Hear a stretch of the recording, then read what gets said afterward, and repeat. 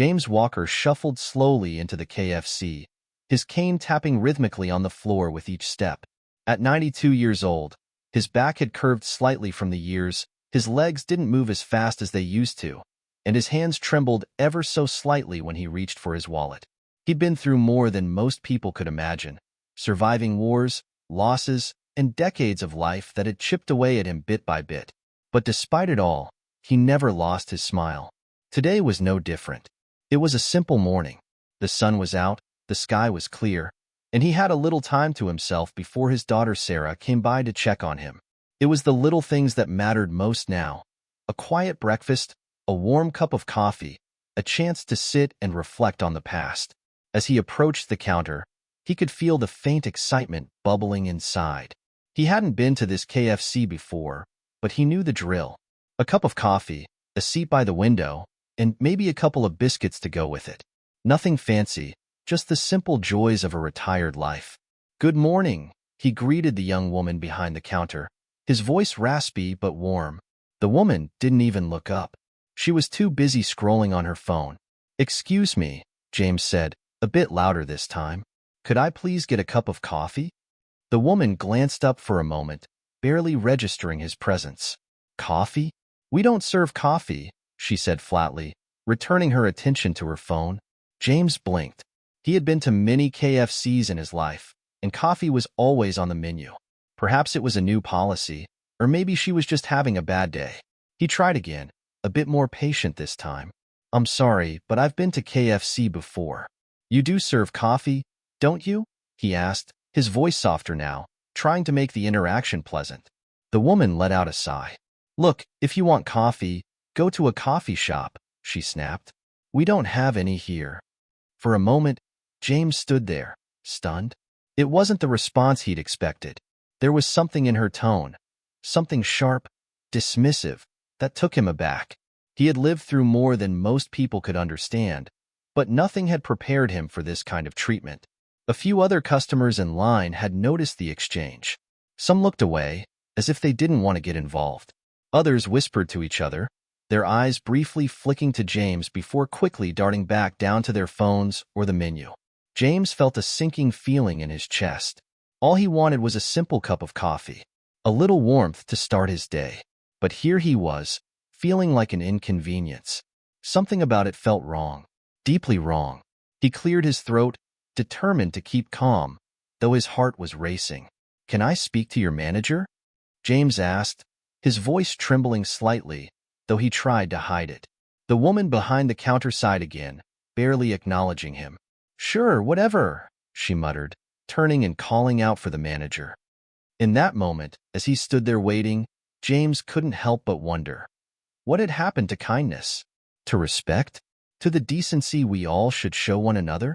He had seen so much in his life, but the sting of humiliation was still fresh, sharper than he expected. He didn't want to make a scene. He wasn't the type, but something inside of him snapped. He wasn't going to walk away from this. He was 92 years old, and if there was one thing life had taught him, it was this. Sometimes, you have to stand up for yourself, even if you're standing alone. Hit subscribe and leave a comment with where you're watching from. James thought, not realizing he was talking to himself now. He had just found his courage. Something about this moment, this small but significant moment, felt like it could be the start of a bigger story. James Walker had never been one for drama. He wasn't the kind of man to make a fuss or seek attention. Throughout his long life, he had always preferred to handle things quietly, with grace and dignity. But the events of the morning at KFC stirred something in him, a flicker of frustration, a call to action that he hadn't felt in years. Before the war, before the years of sacrifice and struggle, James had been just a young man with big dreams. Born and raised in a small town in Missouri, he grew up in a modest home with his parents and 3 brothers. Life had never been easy, but it had always been full of love. His father, a steelworker, had taught him the value of hard work. His mother, a schoolteacher, had instilled in him a love for books, for learning, for exploring new ideas. James had always been a dreamer. He wanted to see the world beyond the fields of Missouri, to do something that would matter. But his dreams were put on hold when the war came. At just 18 years old, He enlisted in the army, eager to serve his country, not fully understanding what that would mean. The war changed him, as it changed so many young men. James had seen things that no one should ever see. He had fought in the jungles of the Pacific, endured the harsh conditions, lost friends in battle, and came home with scars, both seen and unseen. It was during those years that he learned what it meant to truly survive. Not just physically, but mentally. The war taught him how to keep going, no matter how hard life became. When he returned home, James struggled to find his place. The world he returned to was different. The people who had once been his friends had moved on with their lives. His family was older, and the small town he had known was changing. But he found comfort in the routine of things. Working in the local factory, helping his aging parents, and eventually starting his own family. He married a woman named Mary, a kind-hearted schoolteacher who shared his love for quiet evenings at home and long walks in the woods. Together, they raised a daughter, Sarah.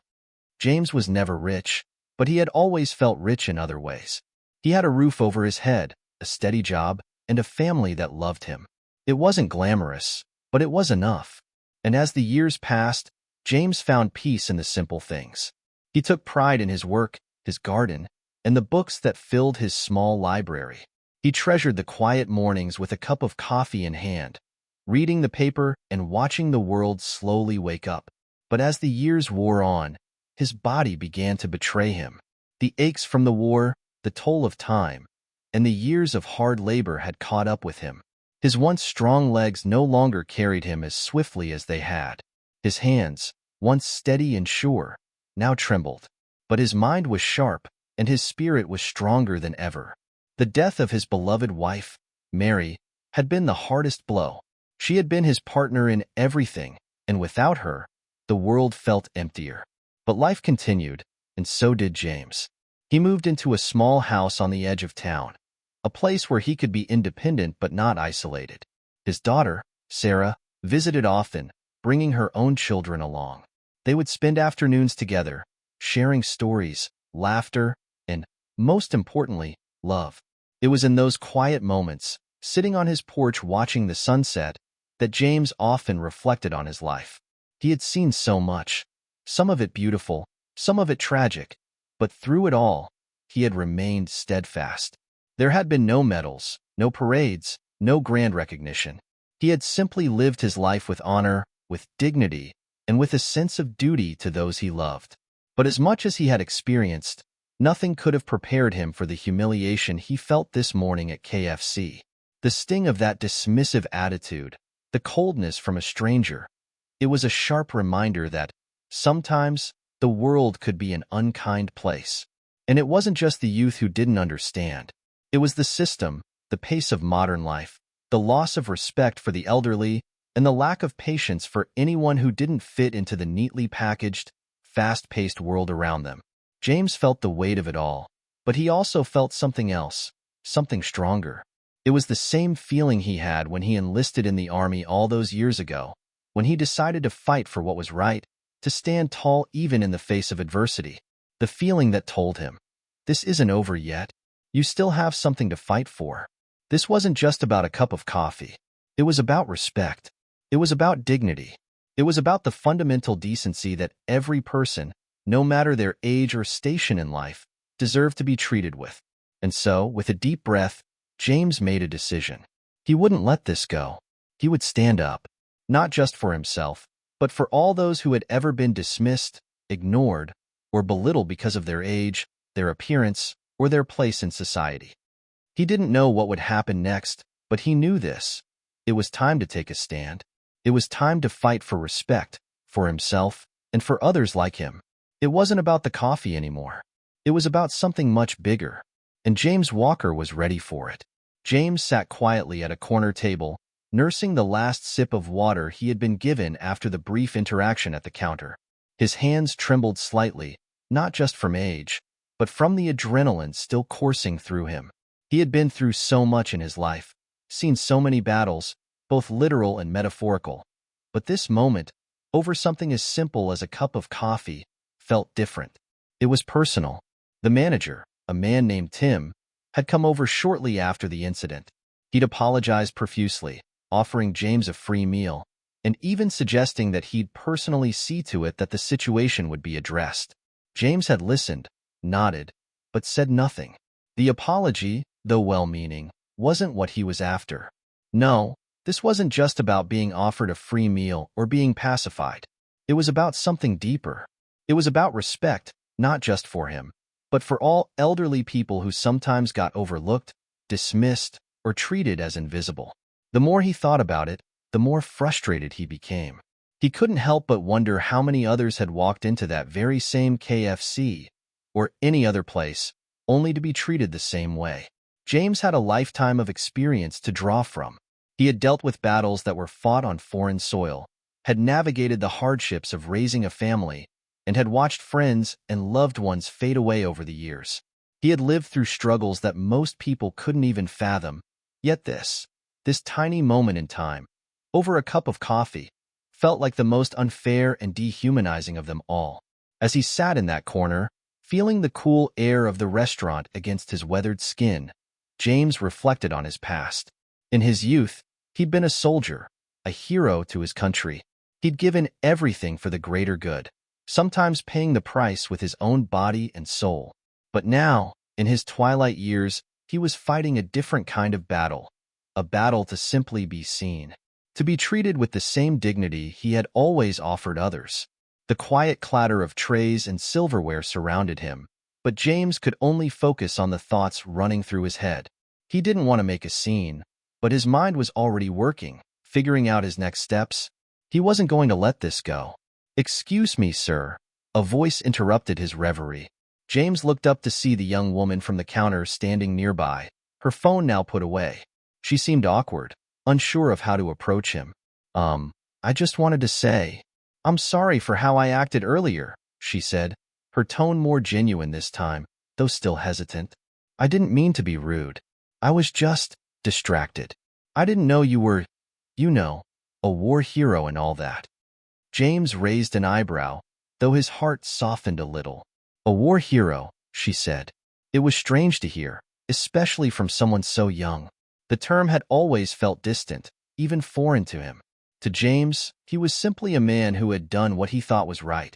No medals required.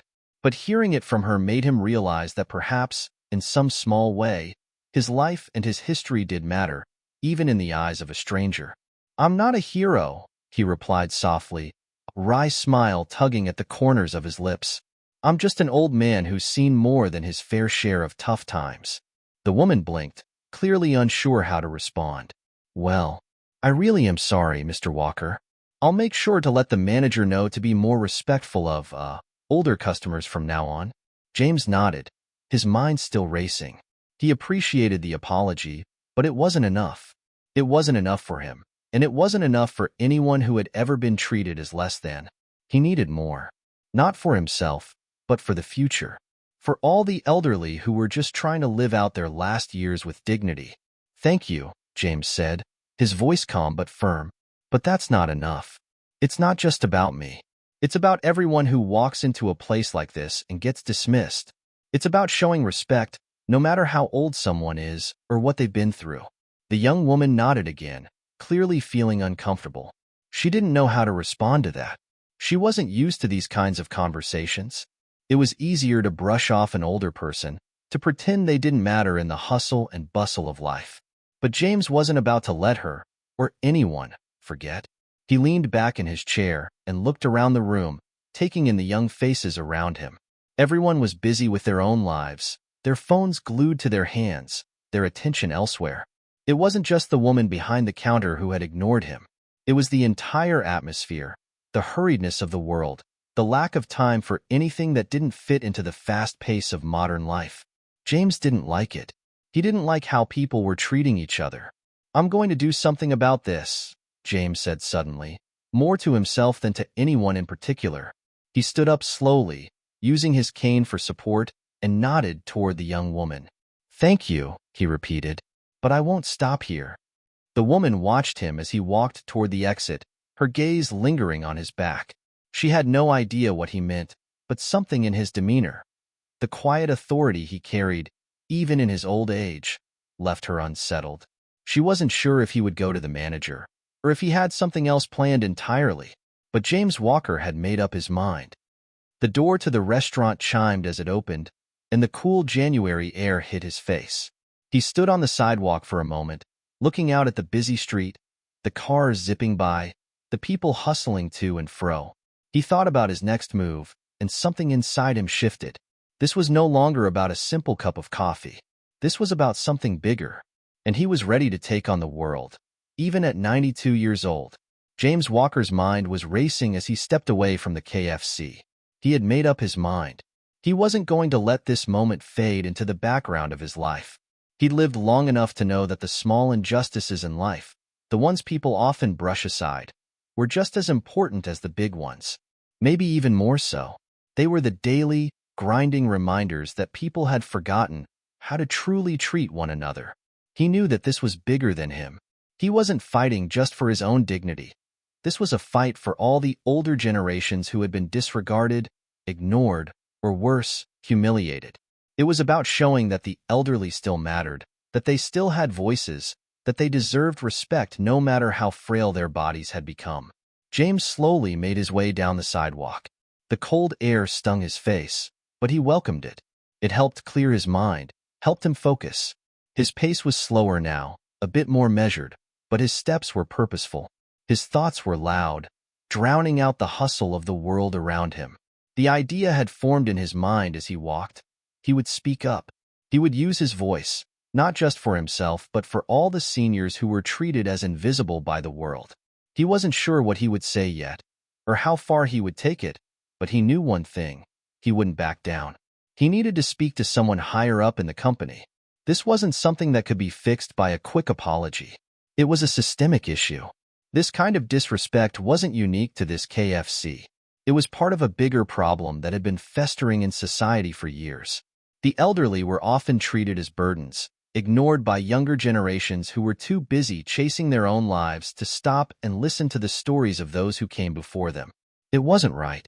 James pulled out his phone, his fingers shaky as he dialed the number for KFC's customer service. He didn't want to get angry. He didn't want to raise his voice. He simply wanted to be heard. The call rang once, twice, 3 times before someone picked up. "Good afternoon. This is Lisa. How can I help you today?" The voice on the other end was professional, calm, and cheerful. "Hello, Lisa," James began, his voice steady but firm. "I'm calling because I had an experience at one of your KFC locations, and I'd like to speak to someone about it." "Of course, sir. I'm happy to assist. Could you please tell me what happened?" James took a deep breath, collecting his thoughts. "I'm a regular customer at KFC, and I went into a location today for a simple cup of coffee. I'm 92 years old. I've been around long enough to know that a simple request like that should be no trouble. But when I asked for a cup of coffee, I was treated with disrespect by the young woman behind the counter. She told me they didn't serve coffee, and when I questioned her, she dismissed me as if I was an inconvenience." Lisa was silent for a moment.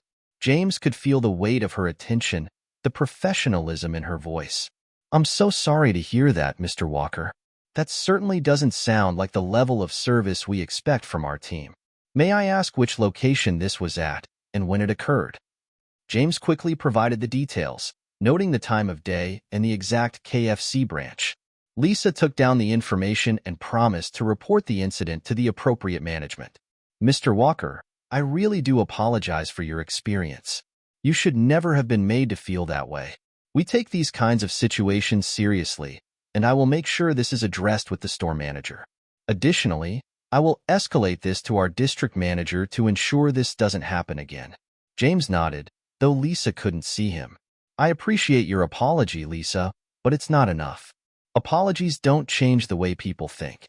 I've lived long enough to know that words are easy, but actions are what matter." There was a pause on the other end. James could almost hear Lisa processing what he had said. Then she spoke again, her tone softer.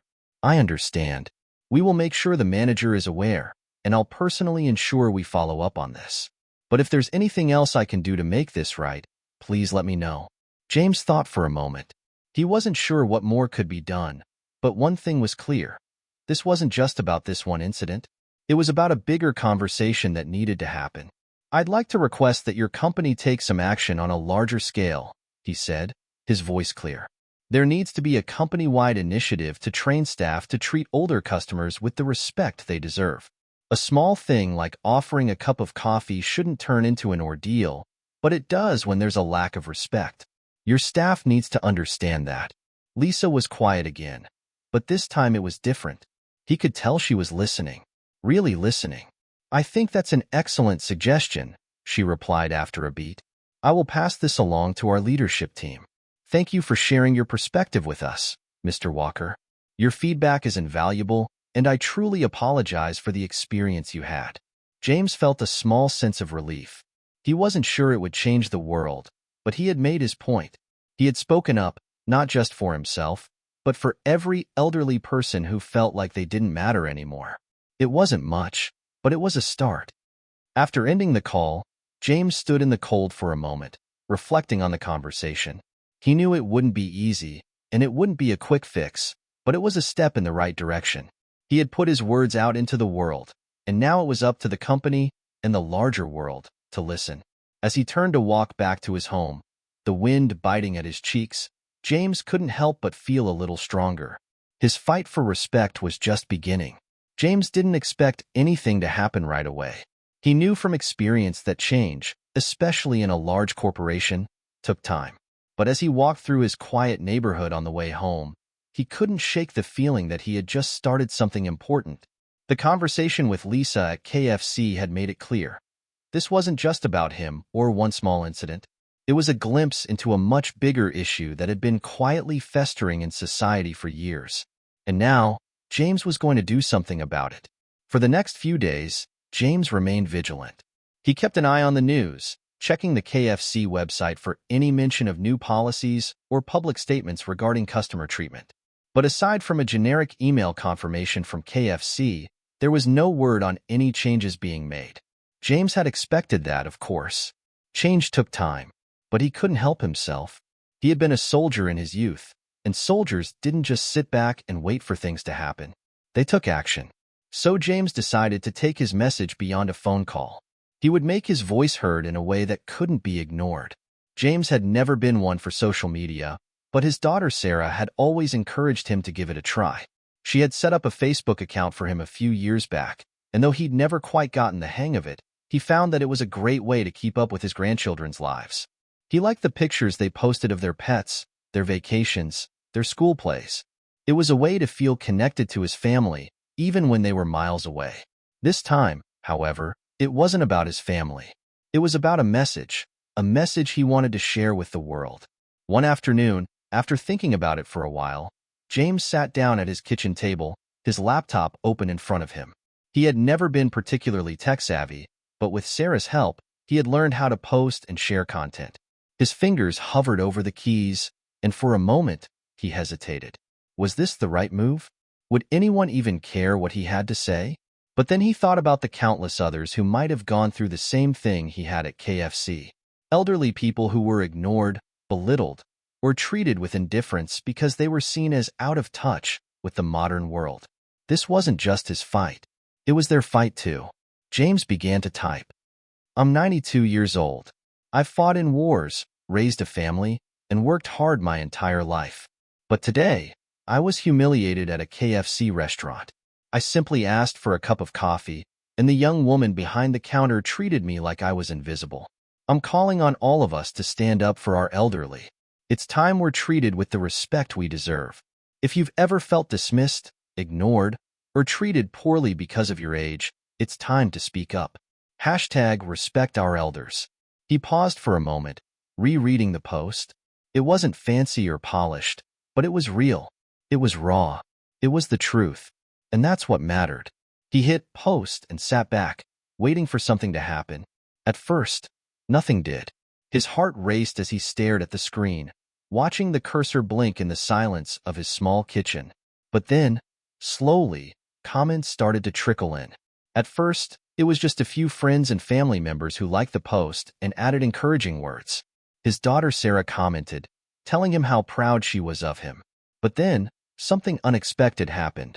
The post started getting shared, and shared again.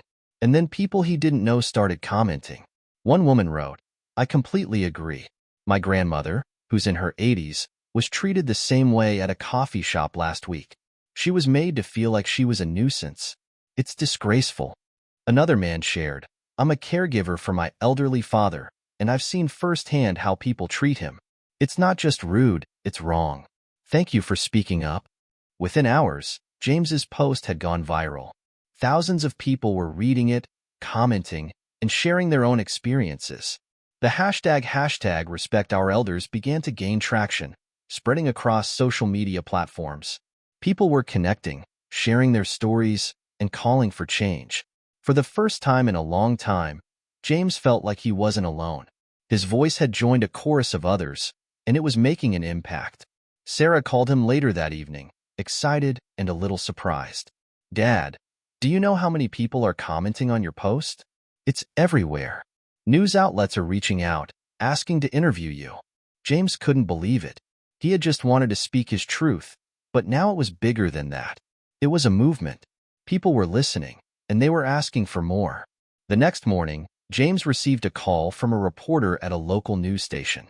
They wanted to interview him about his experience at KFC and his new campaign for elder respect.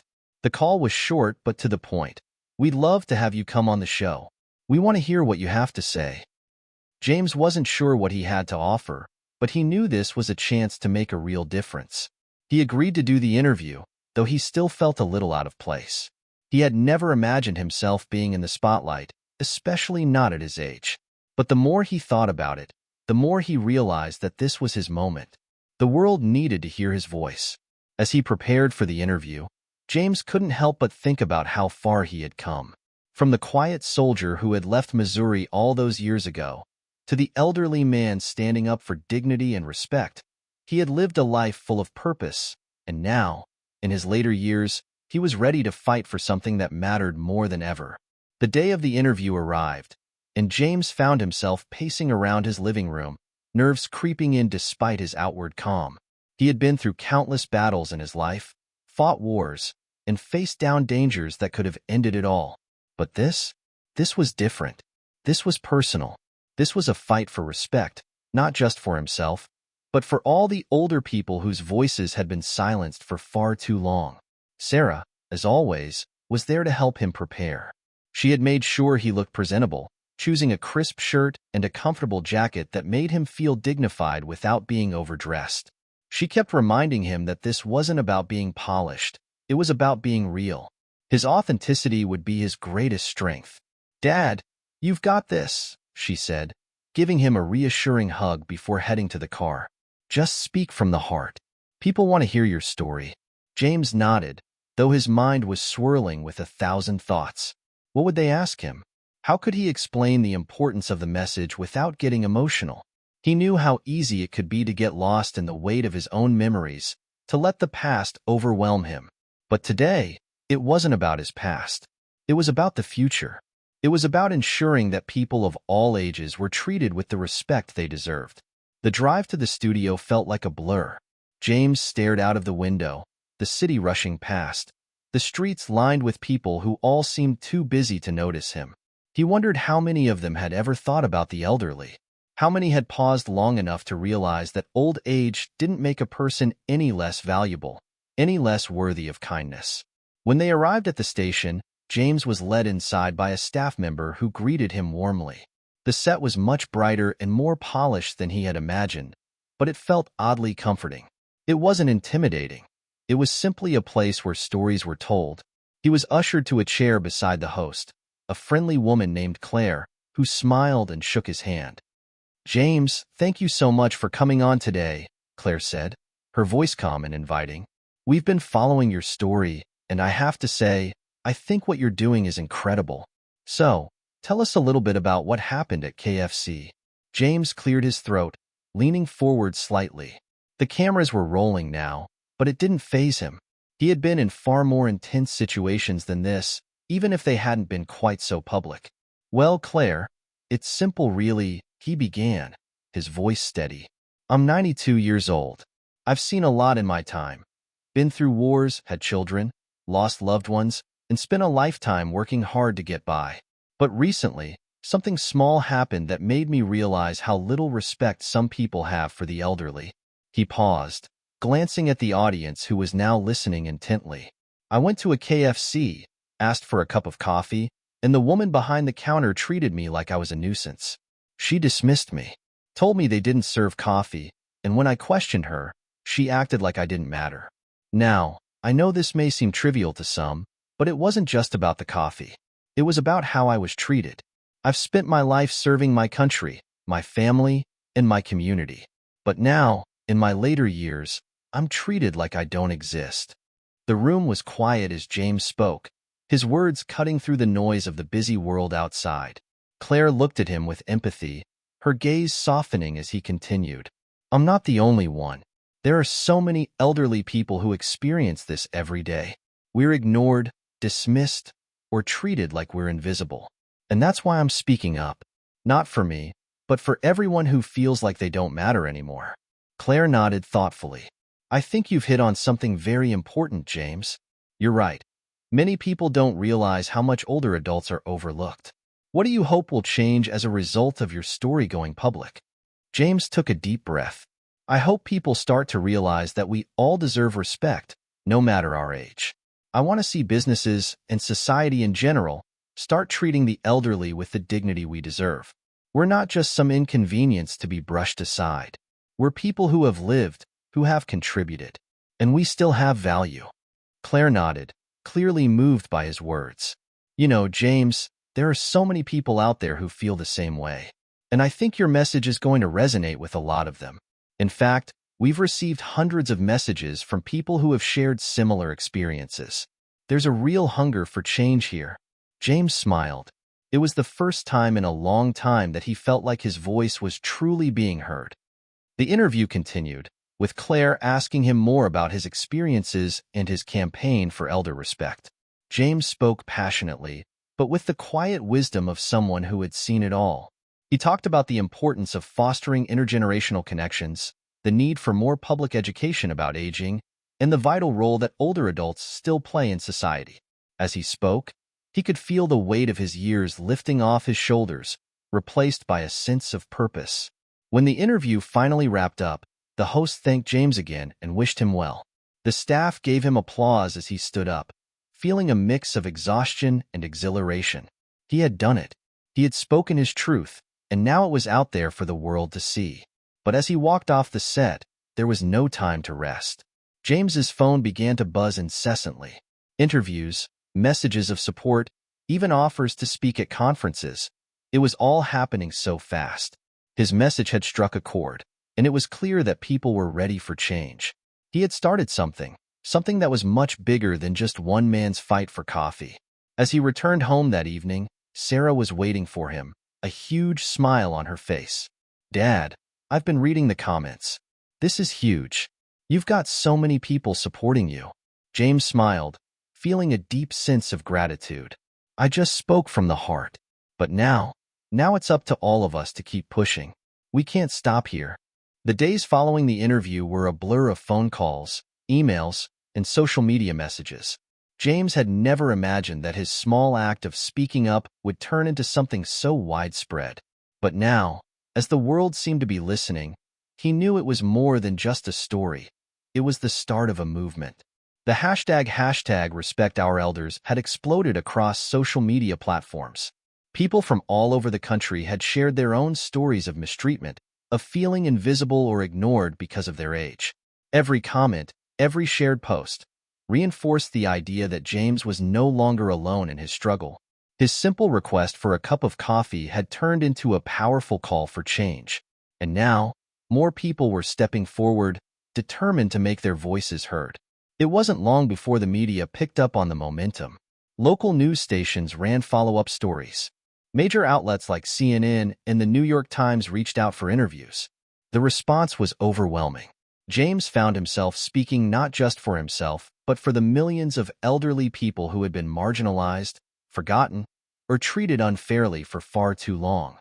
One evening, as James sat at his kitchen table sorting through the messages, his phone buzzed again. This time, it was an email from a public relations firm that had reached out to offer their services. They had seen the interview and wanted to help him launch a nationwide campaign. one that would push for legislative change around the treatment of elderly individuals in businesses and public spaces. James wasn't sure what to make of it. The idea of leading a nationwide campaign seemed so far beyond anything he had ever done. But as he read through the email, he felt something stirring within him, a mix of excitement and determination. This was his moment. It was his chance to leave a legacy that could change things for the better. He picked up the phone and called Sarah, who had been his rock throughout this entire journey. "Sarah, I got an email today from a PR firm. They want to help me take this further, launch a campaign for elder respect. What do you think?" There was a pause on the other end of the line before Sarah's voice crackled with enthusiasm.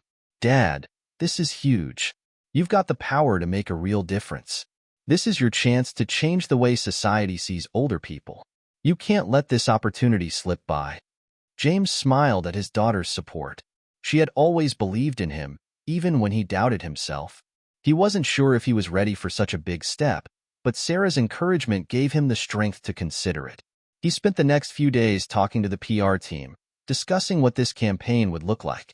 The firm was experienced in organizing grassroots movements and knew how to build momentum.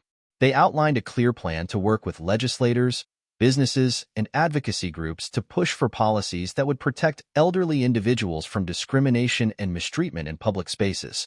It was ambitious, but James realized that if he didn't take this opportunity, the movement would lose its steam. So he agreed to move forward.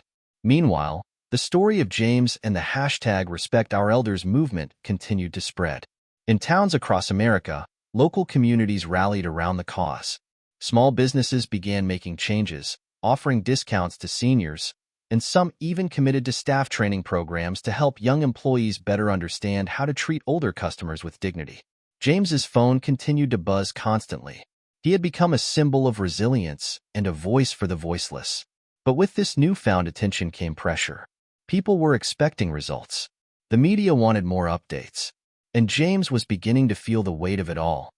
One afternoon, as he sat in his living room watching an interview with a senator on TV discussing elder care, his thoughts drifted. He thought about his own journey, his time in the military, the sacrifices he had made, the decades he had spent working hard to provide for his family. But more than anything, he thought about the quiet moments, the ones that no one saw, the moments when he had felt ignored, dismissed, or brushed aside by younger generations. He thought about the day at KFC when his simple request for coffee had turned into an event. He had felt powerless then, humiliated, as if his existence didn't matter. But now, he was no longer that silent, elderly man sitting in the corner. He was a leader, a voice for all those who had been treated unfairly simply because of their age. And if his voice could make a difference, then he would use it. He stood up from his chair, walking over to his desk, and sat down to write a letter. He wrote to every senator he could think of, to every congressperson, to anyone who could help turn the tide. He wasn't asking for handouts or charity. He was asking for respect, for equal treatment, for basic human decency. He knew it would be a tough battle, but he was ready to fight. The campaign launched a week later. James stood at the podium for the first press conference, flanked by his team, with reporters' cameras flashing all around him. The world was watching, but James was no longer nervous. He was ready. "We are not invisible," he began, his voice firm, yet full of conviction. "We have lived, we have loved, and we have served our communities. It is time for society to recognize the worth of every individual, regardless of age. #RespectOurElders is not just a hashtag, it's a movement. And we will not be silent any longer." The room went quiet for a moment, and then the applause began. James knew the road ahead would be long and filled with obstacles. But for the first time in years, he felt hopeful. The winds of change were at his back, and with every person who joined the cause, the movement grew stronger. It wasn't just about a cup of coffee anymore. It was about reclaiming the dignity and respect that every person deserved, no matter how old they were. James's campaign was off to an extraordinary start. News outlets across the country were picking up his story. Social media buzzed with conversation, and even the most skeptical members of the public had begun to take notice. But as his message spread, so did the resistance. Not everyone was ready for the change James was pushing for. The first signs of pushback came in the form of a blog post from a well-known conservative writer. The headline read, "Why the hashtag Respect Our Elders movement is a waste of time." In the article, the writer mocked the idea of elderly entitlement, claiming that James and his supporters were simply whining about minor inconveniences. Older people need to accept that the world is changing and stop trying to hold up progress, the writer argued. What's next? Demanding priority seating at every restaurant? James read the article in disbelief. How could anyone be so dismissive of an issue that was so clearly important? He knew that not everyone would agree with his movement, but to belittle it outright felt like a slap in the face. He wasn't the only one who noticed. Sarah, ever the supportive daughter, had been monitoring the online response closely. "Dad, we've got some serious critics out there," she said one evening after seeing several comments attacking the movement. "Some people just don't get it." James let out a heavy sigh. He had always known that pushing for change wasn't going to be easy, but this kind of response stung. Still, he wasn't about to give up. He had fought for his country. He had raised a family and built a life. This campaign was no different. It was a fight worth having, and he would see it through, no matter the obstacles. "I know, Sarah," James said, sitting down at the kitchen table, his fingers resting on the edges. "But we can't let them win.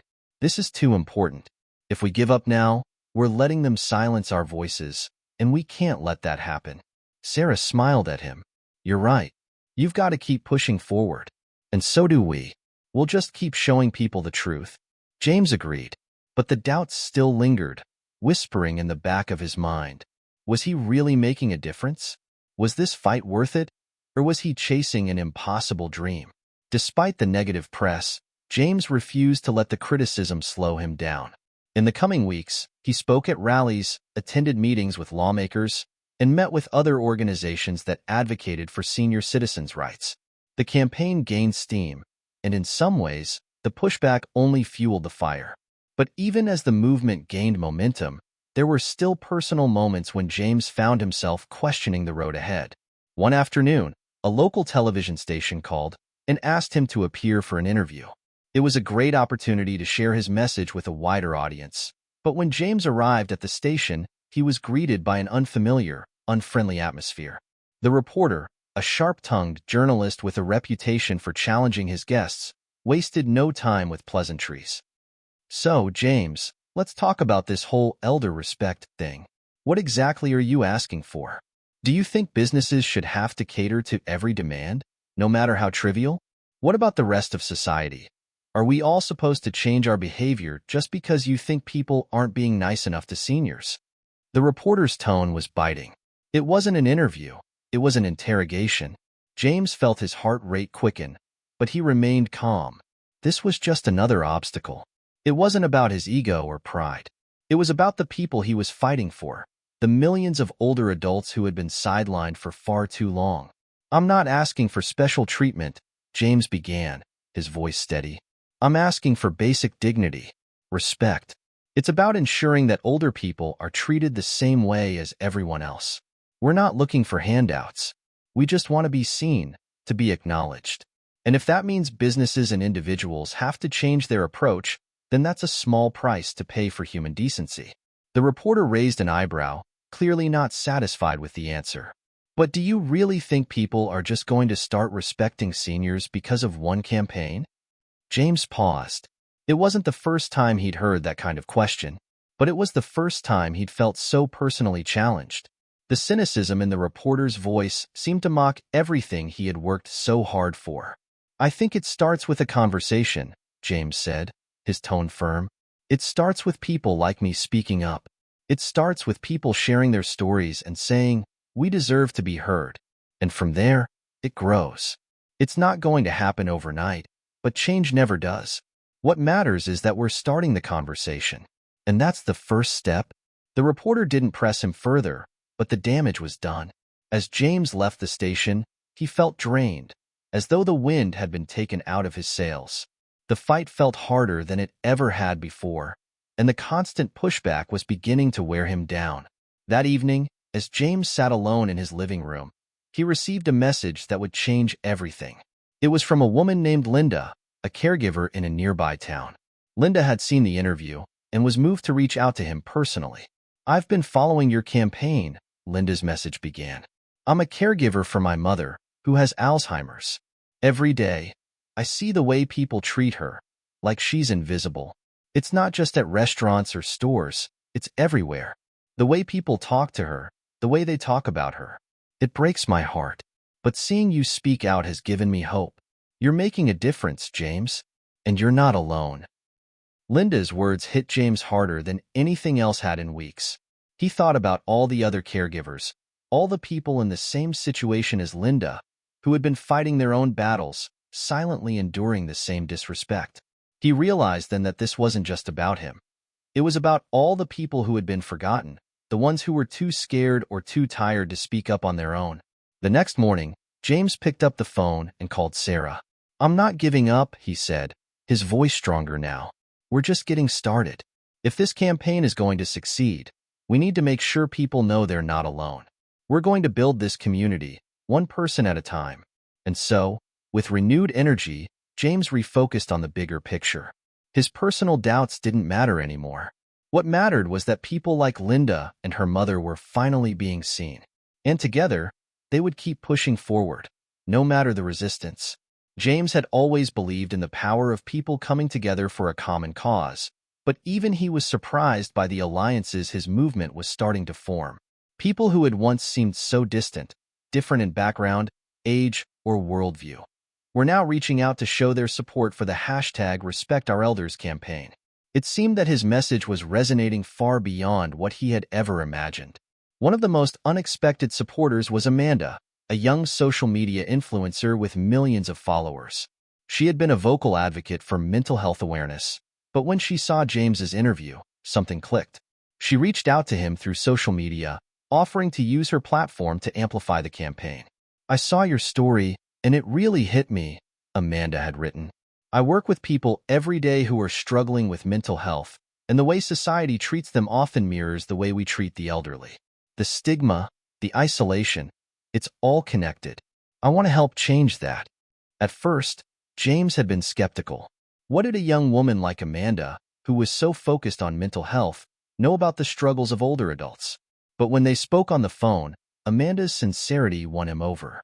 She wasn't just looking to latch onto a popular cause for her own gain. She genuinely wanted to make a difference. And she believed that the issues surrounding aging were deeply connected to the same societal problems that mental health advocates had been fighting for years. "Think about it, James," Amanda explained during their call. "People dismiss mental health as something that can be fixed with a quick fix. And the same thing happens to older adults. People think that once you hit a certain age, your value as a human being is diminished. It's just not true. You're not invisible because you're older. We need to bring these conversations together." James was struck by her words. In all the months of pushing for his cause, he hadn't truly thought about the connections between ageism and mental health stigma. But now, it seemed so clear. Both groups, seniors and those struggling with mental health issues, faced similar battles of invisibility and marginalization. Amanda's offer to join forces was a game changer. She not only helped expand the reach of the #RespectOurElders campaign, but also introduced James to a wider network of advocates who were passionate about social justice. Together, they organized a series of virtual town halls where individuals from all walks of life could share their stories about how ageism and mental health stigma had impacted them. One of the town halls featured a woman named Maria, a retired teacher in her late 60s who had been living in a nursing home for the past 2 years. She spoke about the loneliness and isolation she had experienced, even though she had lived a full, meaningful life. The facility's staff, while kind, often ignored her when she asked for simple things like a chat or someone to sit with her. It was as though her voice didn't matter anymore. "I used to be a teacher," Maria said, her voice quivering. "I spent my life educating others, trying to make the world a better place. But now, I feel invisible. It's as if people think that because I'm old, I don't have anything left to offer." James listened intently, feeling his heart ache for Maria. Her words were a reflection of the very thing he had been fighting for, the recognition of the inherent value of older adults. What struck him most was how deeply Maria's story resonated with people of all ages. Young adults in the audience expressed their shock. while others shared similar experiences of feeling overlooked. By the time the virtual town hall ended, James had a sense of purpose like never before. This was bigger than he had ever imagined. The movement was no longer just about one man's experience at KFC. It was about a societal shift, a fundamental change in how older people were viewed and treated. As Amanda and James continued to work together, the campaign gained even more traction. Local businesses started implementing senior respect training for their employees, and some had even gone as far as offering free meals for elderly customers on certain days. James's message was beginning to infiltrate everyday life. But as much as things were moving forward, there were still pockets of resistance. One afternoon, James received a phone call from his public relations team. They were managing the growing media attention, but there was a problem. One of the larger fast food chains, a competitor to KFC, had issued a statement criticizing the campaign. "We've heard about the hashtag Respect Our Elders movement, and while we respect everyone's right to advocate for their causes, we believe that treating all customers with fairness is already a core value for us. We don't believe the elderly should be given special treatment, just as we don't believe any other group should." James frowned as he listened to the statement. It wasn't so much the words themselves, it was the underlying message. The idea that older adults were just like any other customer, that they didn't deserve the extra care or attention that some of the campaign's advocates were pushing for. After discussing it with Sarah, James realized that this kind of thinking was exactly what he was fighting against. It wasn't about special treatment in the traditional sense. It was about acknowledging that, as people grew older, they faced challenges that others did not. Whether it was mobility issues, hearing loss, or simply needing a little extra patience, older adults deserve to have their needs recognized. It wasn't about creating a separate category for seniors. It was about promoting empathy and respect for those who had lived long, full lives. James decided that he would respond to the statement, not with anger, but with clarity. "We're not asking for anything special," James said in a public response. "We're asking for fairness, for kindness, for people to see us, not as a nuisance, but as the individuals we are. We've spent decades working, living, and contributing to this society. When we enter a store, we don't want to be treated like we're invisible. That's all we're asking for." The response from his supporters was overwhelming. People rallied behind James's calm yet firm message, flooding social media with posts of their own stories. The movement wasn't just about businesses, it was about changing the very fabric of society. As James sat back and read the supportive comments, he felt a wave of gratitude. It wasn't just the influencers or the businesses. It was the everyday people, like Maria and Linda, who were coming together to amplify his message. These were the voices that mattered, the voices that would ultimately create the change he was fighting for. The road ahead would still be challenging, but for the first time in months, James felt a deep sense of hope. The campaign wasn't just gaining ground, it was transforming the conversation. And as the alliances grew stronger, so did the movement. James sat in the quiet of his living room, his fingers lightly tapping on the table. The momentum from the campaign had not only picked up pace, it had become a movement. Yet, with every step forward, it felt as though the challenges were multiplying. What had started as a fight for respect over a cup of coffee at KFC had morphed into a complex, nationwide push for the dignity of older adults in every facet of society. And while the victories were satisfying, James couldn't help but feel the weight of the responsibility on his shoulders. The demands of the campaign were taking their toll. He had always been someone who kept a level head, who believed in fighting for what was right, no matter the personal cost. But the weeks of constant media attention, public speaking engagements, and planning for the next big initiative had started to wear him down. "Dad, you need to take a break," Sarah said gently, walking into the room. She could see the exhaustion in his eyes, the deep lines around his face that hadn't been there before. He had always been a tireless worker, a man who never hesitated to put others before himself, but lately, it seemed like the weight of the world was on his shoulders. James shook his head. "I can't afford to rest, Sarah. People are counting on this, counting on me. We're just getting started. We can't slow down now." Sarah sat down next to him. "But that's exactly the problem, Dad. You can't keep pushing yourself like this. It's not just about you anymore. You've got a whole team behind you, and you've already done so much. People are listening. You don't have to carry all of this alone. James knew she was right, but the pressure was immense. He had always prided himself on being a pillar of strength for his family, but now he was the face of something much bigger. The pressure of making sure the campaign stayed on track, of ensuring that the message was heard, of meeting with so many influential people. It was exhausting. And the deeper he got into the campaign, the more personal it felt. Every story he heard from the elderly was one he carried with him. Every comment of support was a reminder of how much was at stake. He had come a long way from the man who had been humiliated over a simple request for coffee. But now, he was beginning to question just how much further he could go.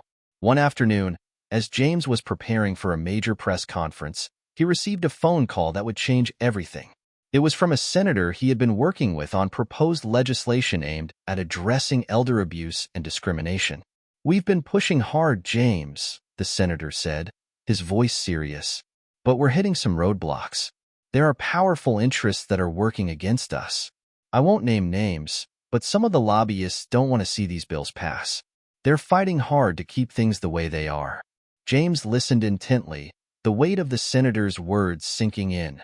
He had known that the fight for change wouldn't be easy, but hearing about the opposition from powerful forces was a wake-up call. The stakes were higher than he had anticipated. "I understand," James said slowly, rubbing his temples, "but we can't back down. We've already come this far. We've got to keep pushing." "I agree," the senator said, "but we need more support. This is a battle, and battles aren't won without resources. You've got a lot of public support, but we need to translate that into action. If you're serious about making a lasting change, we need to get more lawmakers on our side. We need to bring the fight to the people who can make decisions." James thought for a moment. This was it, the pivotal moment. The campaign had started as a grassroots movement, with stories shared on social media and small rallies. But now, it was about to collide with the political machine. He knew that this would be the real test of his strength, his resolve. The next few weeks were a whirlwind of meetings, phone calls, and strategy sessions. James, Sarah, and their PR team worked tirelessly to gather support from lawmakers, local leaders, and advocacy organizations. The momentum was still there, but now, it was being channeled into legislative change.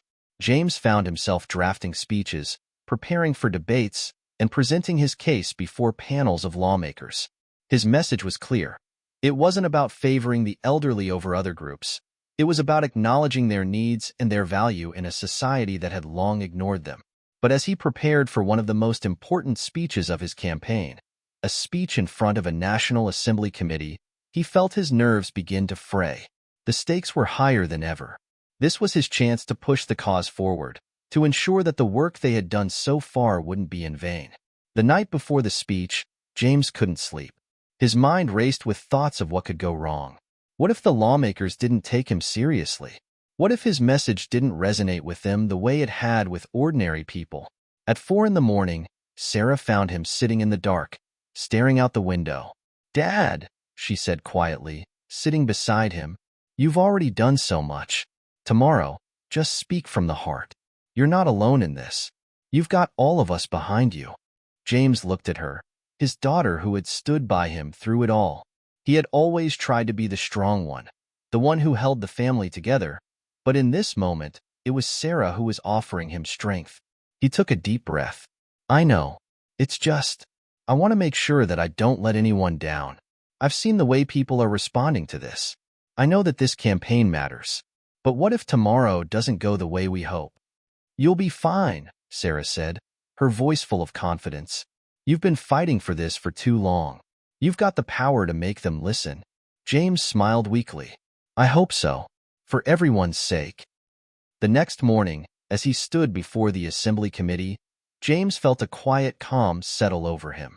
His hands were steady as he took the microphone. The room was filled with lawmakers, media personnel, and advocates who had rallied around the cause. This was it, the moment that could define the future of his movement. He took a deep breath, and with a steady voice began. "Good morning, distinguished members of the committee. I'm here today not as a man seeking attention, but as a representative of millions of people who have been ignored for far too long. The elderly are not just a statistic. They are fathers, mothers, veterans, teachers, and leaders. We've built the society you live in, and we deserve respect. We deserve to be seen. We don't want charity, but we do want fairness.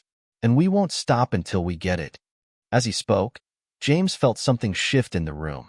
For the first time, it seemed like the lawmakers were listening.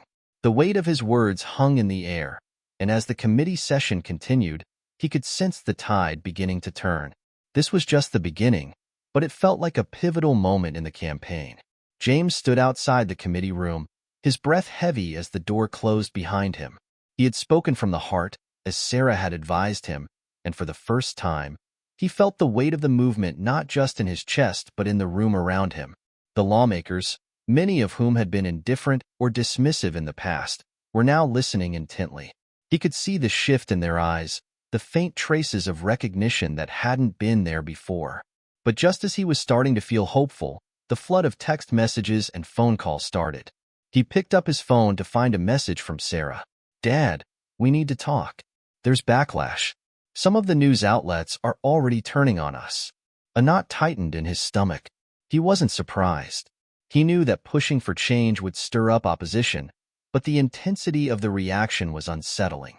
James scrolled through his social media feed, and sure enough, there it was. A storm of criticism aimed at him and the campaign. One article, published by a popular conservative news outlet, ran with the headline, "The hashtag Respect Our Elders movement, a dangerous precedent for special treatment." The article argued that James's push for more consideration of seniors would open the door for a slew of special privileges for older adults, undermining the fairness of society. They painted the movement as a divisive force, a call for government intervention in areas where it was not needed. "Who's next?" one commenter wrote. "Should we give tax breaks to the elderly because they fought in the war? This campaign is just another way to take away from hardworking people." James felt his chest tighten as he read through the vitriol. The language was harsh, demeaning, and, in some cases, blatantly dismissive of the elderly population he was trying to represent. For a moment, he considered giving up, just walking away from it all. Was it worth fighting for a cause that so many people seemed to misunderstand? But then he remembered Maria's words. He remembered Linda's email.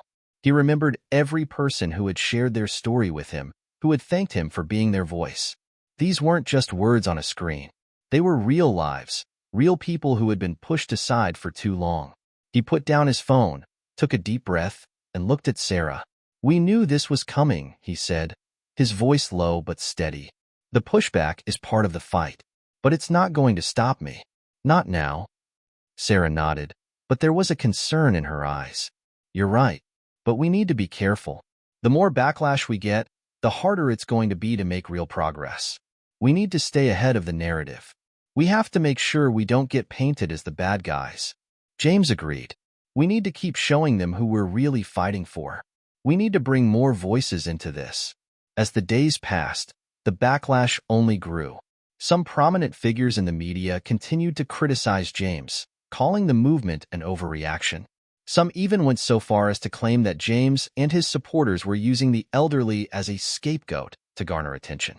James's team worked tirelessly to counter the negative press, issuing statements and participating in interviews to clarify the true intent behind the movement. He emphasized time and again that the campaign wasn't about creating division. It was about fostering unity, about reminding society that the elderly were part of the fabric of the country.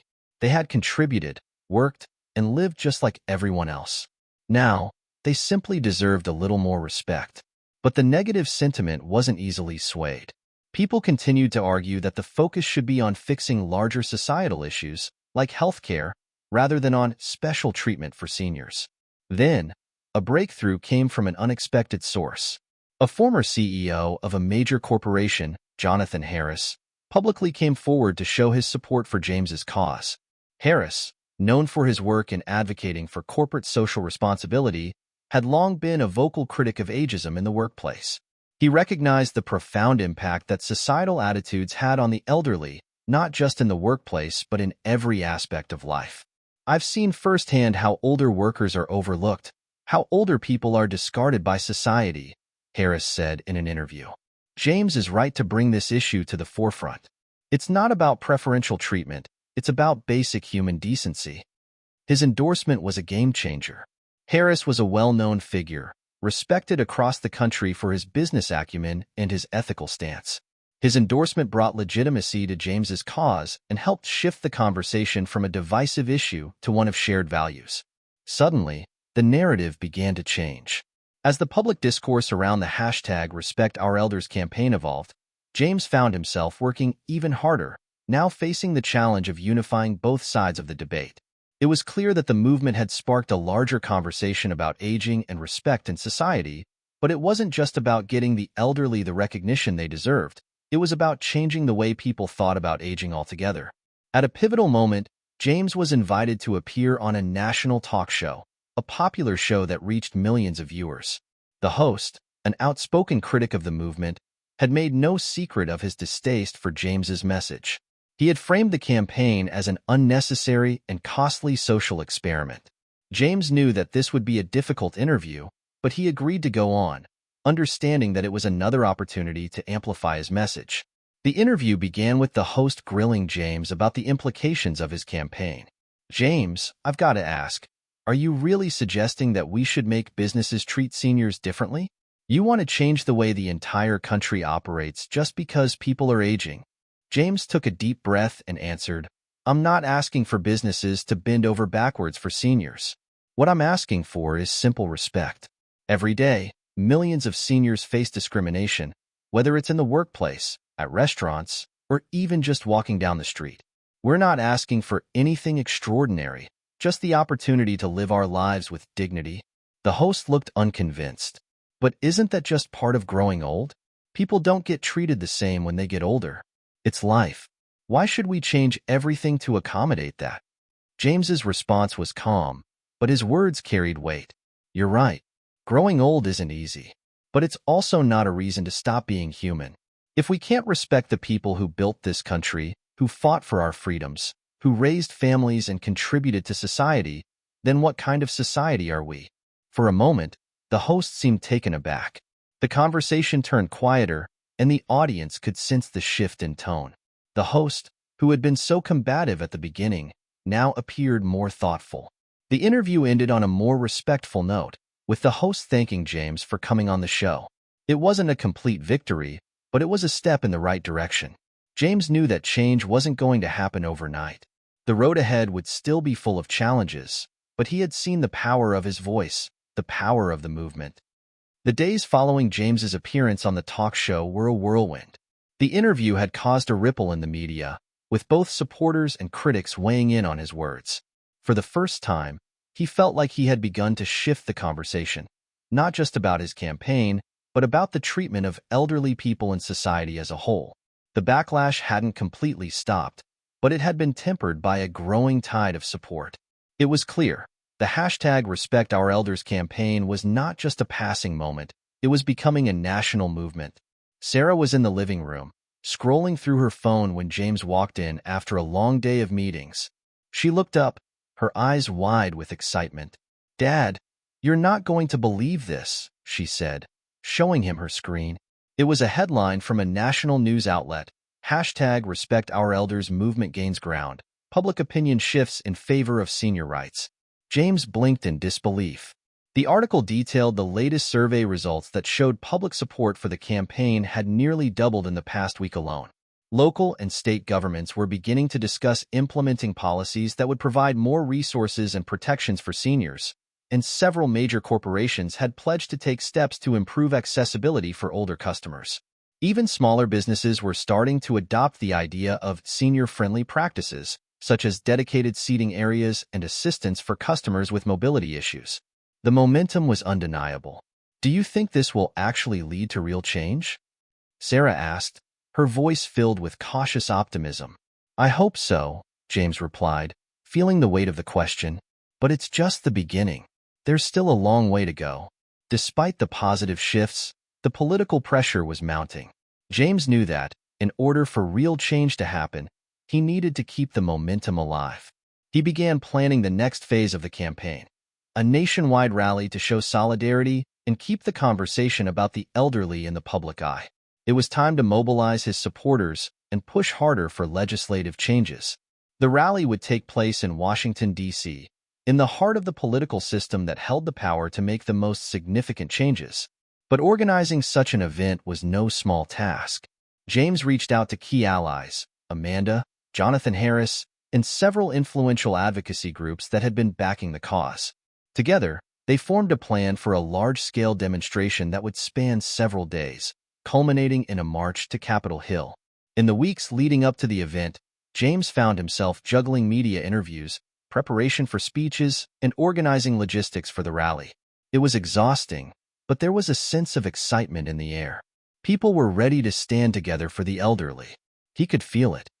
But just as things seemed to be falling into place, he received a phone call that threatened to derail everything. It was from the senator he had been working with on the eldercare legislation. James had been waiting for a breakthrough on a new bill that would guarantee better protection and support for older adults, but the senator's tone on the phone was grave. "We're hitting a wall," the senator said. "There's a major pushback from the opposition, and we don't have enough votes to pass the bill in its current form. They're arguing that the costs will outweigh the benefits. We're going to need more support, more public pressure, to change their minds." James sat down, the weight of the situation sinking in. This was the moment. The rally wasn't just a show of support. It had to be more than that. It had to be a statement. The momentum the campaign had generated needed to translate into political action. "Do we have any other options?" James asked, his voice steady but filled with concern. "The rally could help," the senator said cautiously, "but we need the numbers. We need people on the streets, loud and clear, telling Congress that they want this change. Without that, we're not going to get the votes we need." James took a deep breath. The rally had just become more important than ever.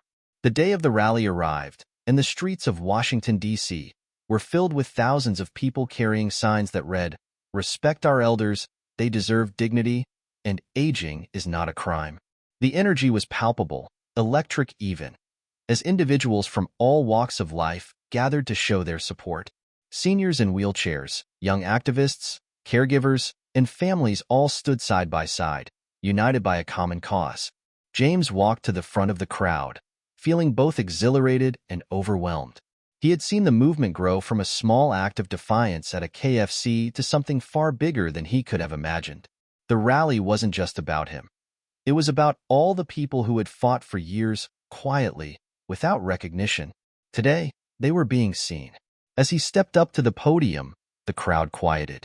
His heart pounded in his chest, but he knew this was the moment that could tip the scales. "My friends, my fellow advocates, today we stand together to demand one thing. Respect," James said, his voice ringing out across the National Mall. "We're here not just to ask for fair treatment, but to demand that the voices of our elders be heard. For too long, they've been pushed aside, forgotten, and treated as if their value has diminished. But we are here to tell the world that they are not invisible. They are not a burden. They are the backbone of our society, and they deserve to live the rest of their lives with dignity and respect." The crowd erupted into applause, their cheers echoing off the surrounding buildings. James felt a surge of energy as he continued. "We're here to demand that the elderly be treated with kindness and empathy, not as an afterthought, but as vital members of our communities. We are here for our parents, our grandparents, our veterans, and every older person who has given so much to this country.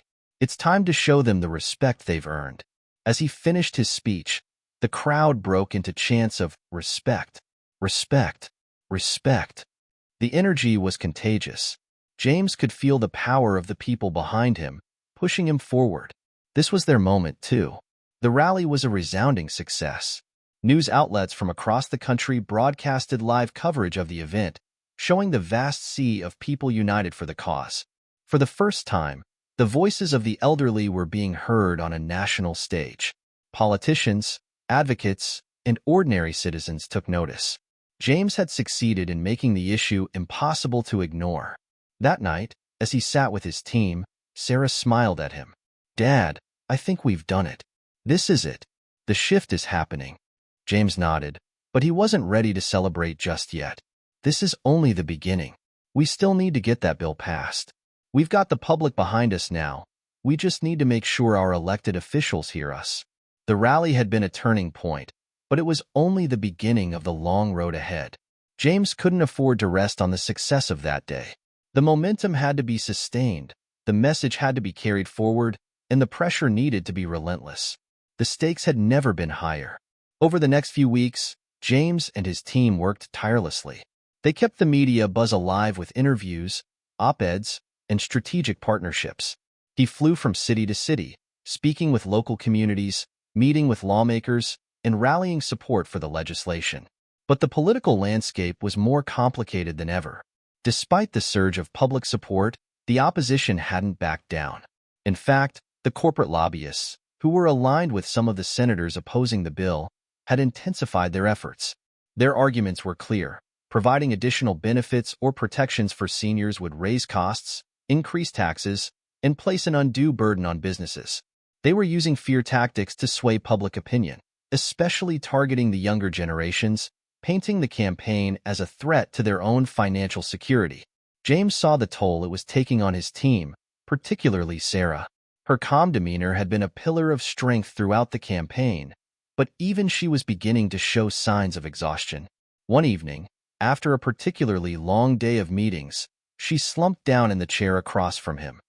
"Dad, I don't know how much longer we can keep this up," she said, rubbing her temples. "The backlash is just relentless. Every step forward feels like 2 steps back." James looked at her, his heart heavy with the burden of it all. "I know, Sarah. I know. But we can't stop now. Think of all the people who are depending on us, the ones who felt invisible for so long. We're their voice. And we can't give up." She nodded, but the weight of her father's words seemed to sink in deeper. She had seen the toll it was taking on him, too. It was more than just the campaign at this point. It was about fighting for the dignity of people who had been discarded by society. And for that, James knew there could be no rest.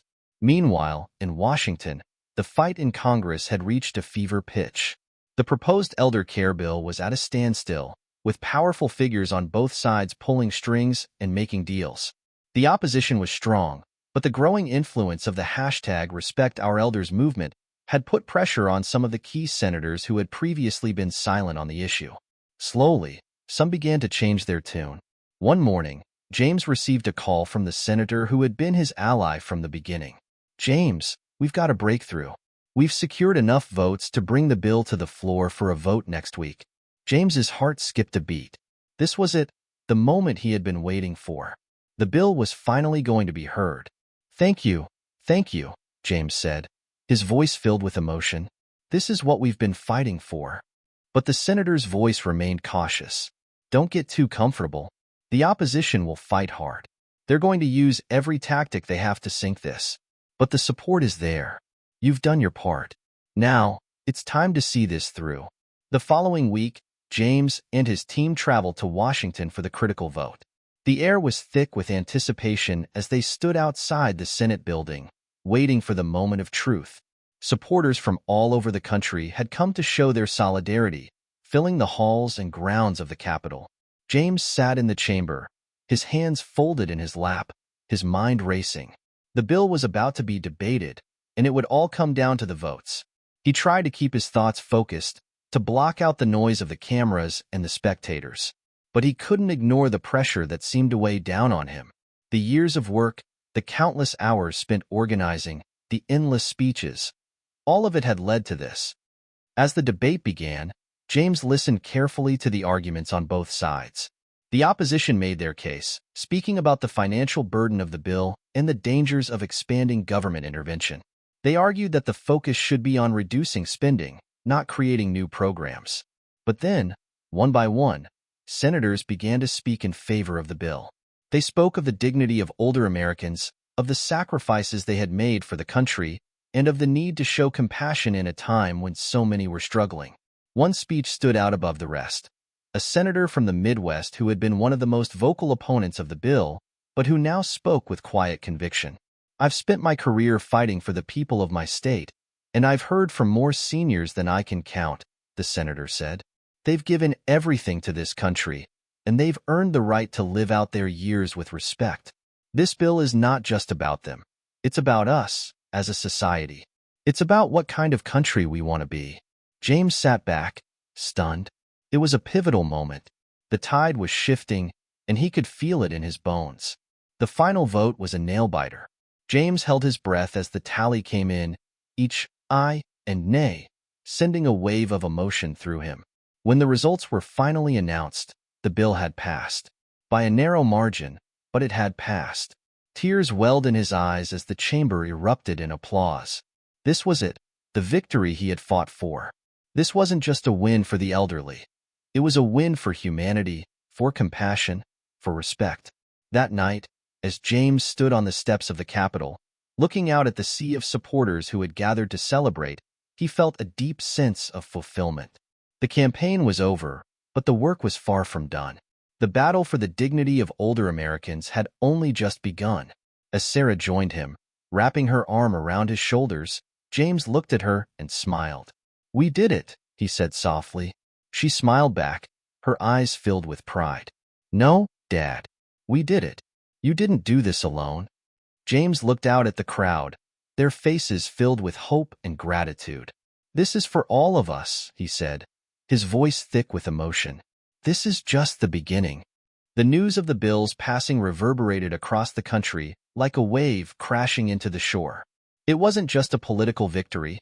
It was a victory for every senior who had ever been treated like an afterthought, every caregiver who had spent years advocating for their loved ones, every person who believed in the importance of treating others with dignity. The hashtag Respect Our Elders movement had ignited something much larger than James had anticipated. As the celebration continued, James reflected on the journey that had brought him here. The KFC incident, which had sparked everything, felt like a distant memory now. In some ways, it had been the catalyst for his transformation, not just from a retiree into an activist, but into a symbol of change. He had started this journey hoping for small victories, but now, as he looked at the overwhelming support that surrounded him, he realized how far it had come. Sarah, too, had transformed during this campaign. Her quiet strength had been a steady presence in the face of constant pressure, and her ability to keep pushing forward, even when the backlash seemed insurmountable, had been a source of inspiration for James. She was his constant reminder that change never came easily, but that didn't mean it wasn't worth fighting for. But even in this moment of triumph, James couldn't help but wonder, what next? In the weeks that followed, James took some time to reflect. There was still so much work to be done. While the bill was a significant victory, it was only one piece of the puzzle. He had pushed for national recognition of elderly rights, but now he needed to ensure that the bill would be implemented effectively, that the provisions it promised would actually reach those in need. With his team, James began developing a strategic plan to monitor the implementation of the bill. It wasn't enough to simply pass legislation. They needed to make sure the promises made were followed through on the ground. He began meeting with local organizations, healthcare providers, and community leaders to build a network of accountability. He wanted to ensure that the progress made wasn't just a temporary victory, it had to be sustainable. At the same time, James continued to advocate for more sweeping changes. The issues facing older Americans went far beyond healthcare and access.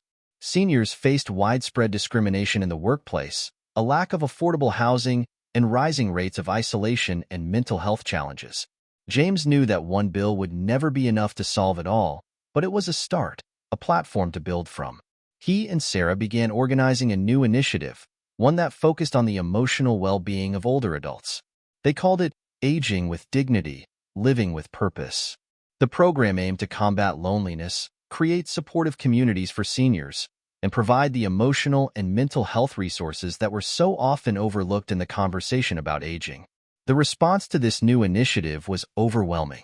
Local chapters of the program sprouted up across the country, each one working to connect seniors with one another and with the resources they needed to live fulfilling lives.